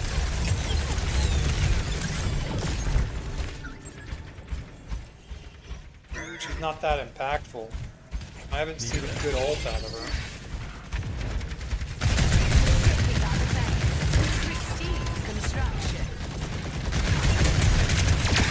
Yeah, they always get someone on top there. They always travel together. Life protects life. Ooh, okay, that ult was great. I can't wait to see that one's gonna be play, right? I can't wait to see that one.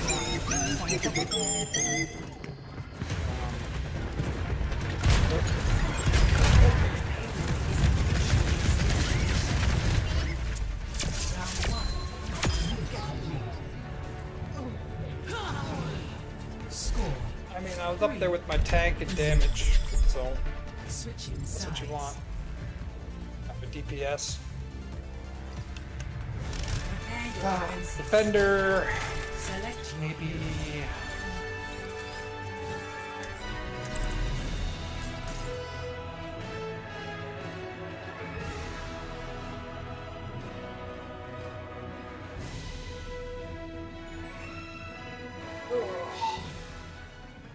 Wish a turd.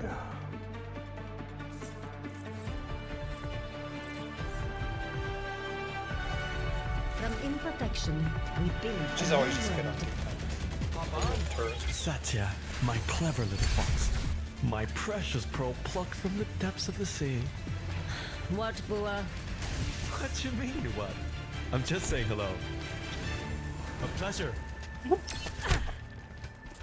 Everybody have their boots on tight? Okay, so where'd we put them? On the inside. Positioning turret. With each mission, my techniques Here. grow more optimized. And then I want an aggressive one.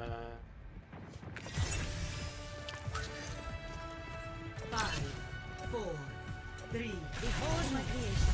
1. Attackers incoming. Defend objective A. You destroyed it already? Bug. Yeah, that one's gonna be out of your range, isn't it? What are you gonna do?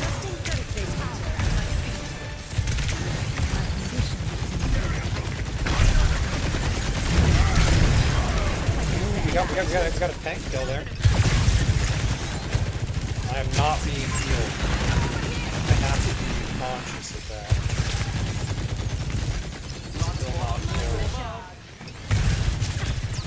Ooh. Go back.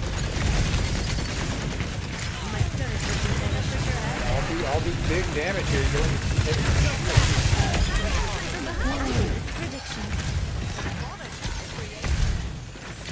Alright, I got 2 turrets up. There's another one there. Push that clip. Thank goodness you're here. Up and at it. That's my escape plan. If I ever get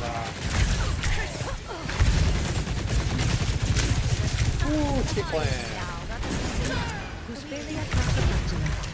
Unfortunately, now I don't have any turrets up at all.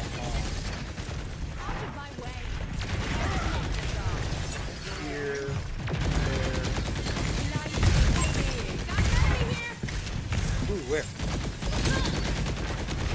Touch me. I guess our tank is still kind of like.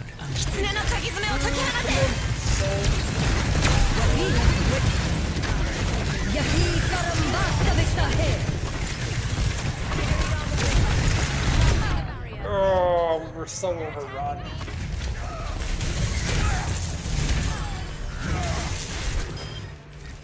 way is still open for They're me. taking the point. Clear them Give me more turrets. Iterate, iterate.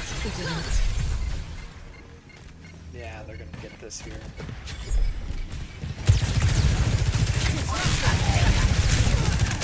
Objective lost.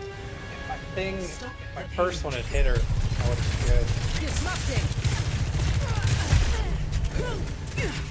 If I dodged that last little blast. Failure comes new perspective. The payload's moving.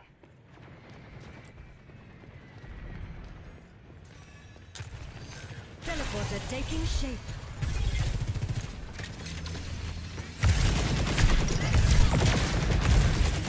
I should put one there.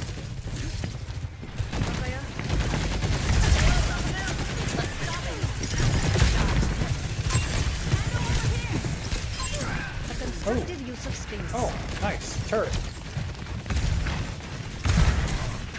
Positioning turret.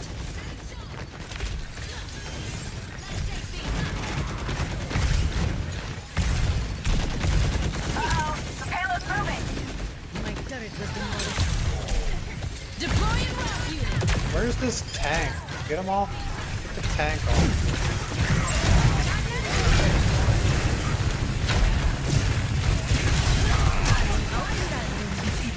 Ooh, okay. Maybe one like there. How many do I got? I got three or four up. Another one there.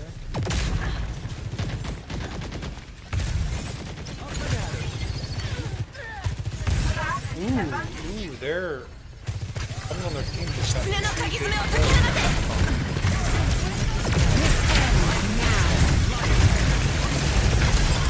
Ooh, okay, they were hard for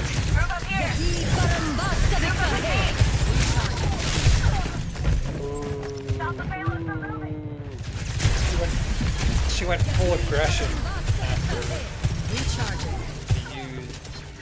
No. Of course. Chaos will not be No, unseated in a stop day. them. This is what I'm capable of. Behold my creation. Let me keep Okay. I got the turrets everywhere, right? Not enough. Let's go someone else. Someone with the kind of stopping power. Chance to iterate is always appreciated. Plenty of bombs to go around. Plenty of bombs to go around. I can get up top with this guy.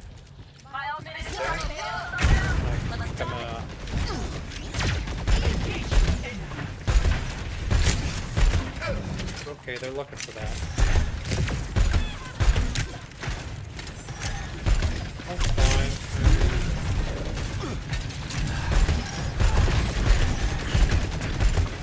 Stop the payload from moving.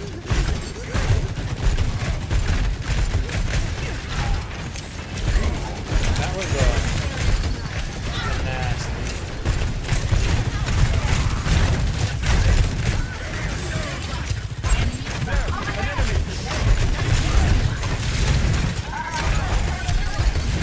I mean, he's getting really low. Problem is... Ooh, okay, I think I have to pull back. Somebody got that person. I'm gonna throw that down there so that doesn't happen again.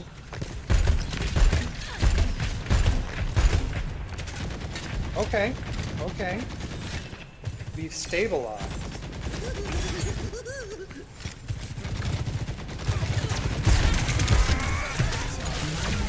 Triggered. Oh my goodness, I hate that skill. Railgun powered and ready to fire. This ends now.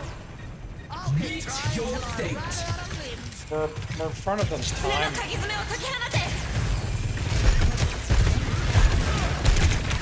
Okay. Someone.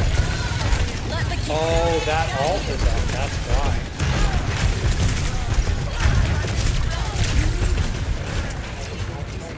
Gotta survive.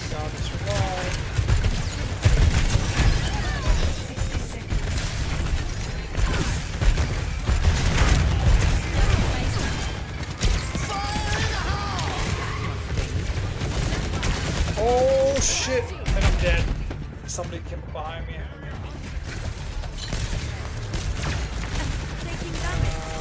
She traded her life though for mine. And as a healer, that's kind of not what you want to do. Although I was out, but at the same time, I all got through, right?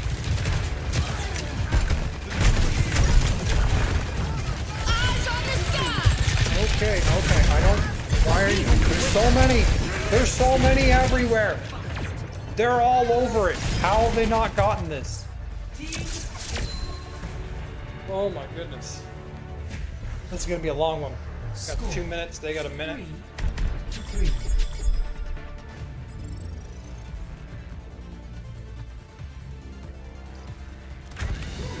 Defend again, huh? Okay, well, I'm just gonna go this guy, right?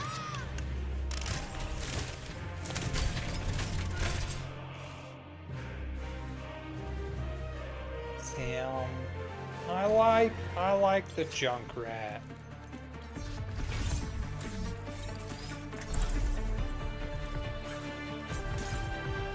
But I also like more turrets, and she regenerates. This is what I'm capable of, and I'll keep you safe.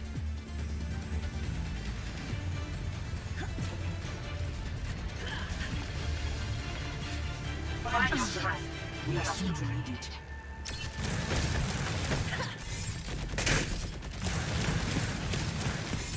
Don't skip out on warm-ups, y'all. Distributing turrets. Bastard, you didn't go in the right spot. You're supposed to go in. Oh, that one didn't either. 5, 4, aligning sentry positions.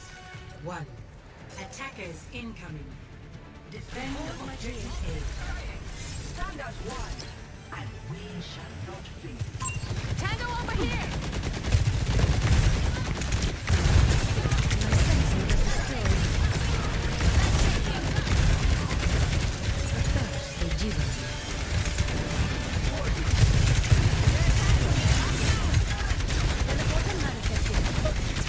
I'm out.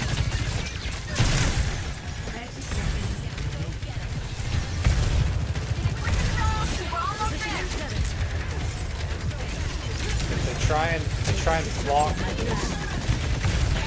They're clearly doing exactly that. Short teleporter just for the heal.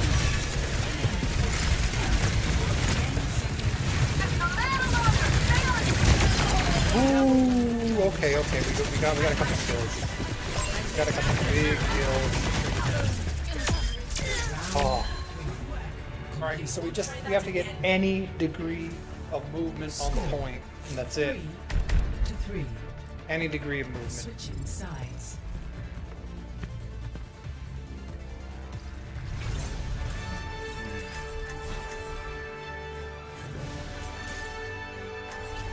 Big gun. Time to pull up the big gun. Good. So he's really good at getting like a pick. If you could just get someone out of position and put enough damage in. Major pattern unlocked. Whatever awaits us, I am Do I go for the bombs? I mean, honestly, I like his machine gun. more field Although research. the bombs do got a good pick potential. Let's go bombs. Have I seen you around the arcology? My creator Ify spoke at a conference there. Ah, yes. I didn't know what was more impressive. Her presentation on ferrofluid injectors, or her appetite for dumplings at dinner. 5, 4, 3, 2, 1. Attack. Oh, somebody says they're gonna try and sneak around. I mean, like, if they don't pull back, then. Oh. Yeah, I'm asleep.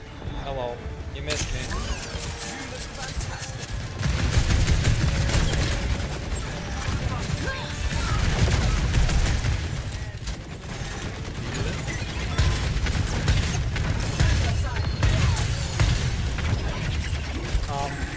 Oh. Yeah, this would have been a great spot to use my ability. Got what, 7 more seconds on it now?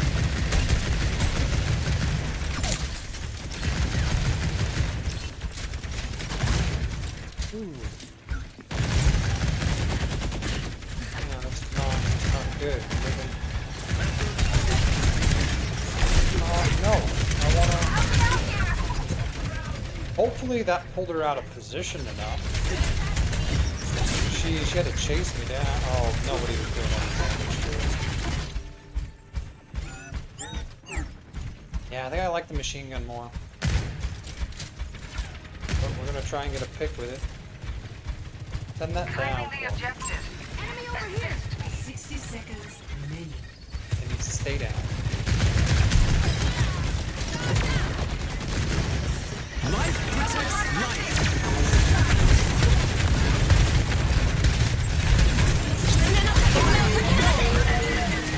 Oh.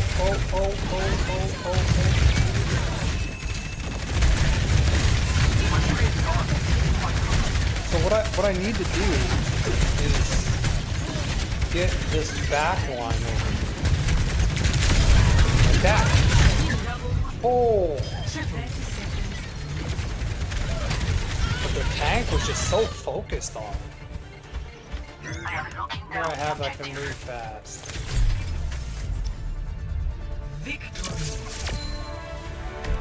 Beautiful. That is what I like to see. Oh, who did it? Who did it in the end? KTVs. Not actually on our team. Dodge this. She had a great ult. I thought we were going to get to see that one again. Years of experience.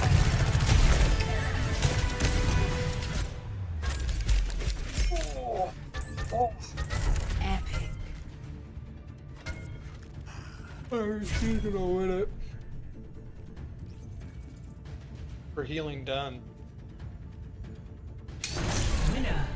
Done, and done.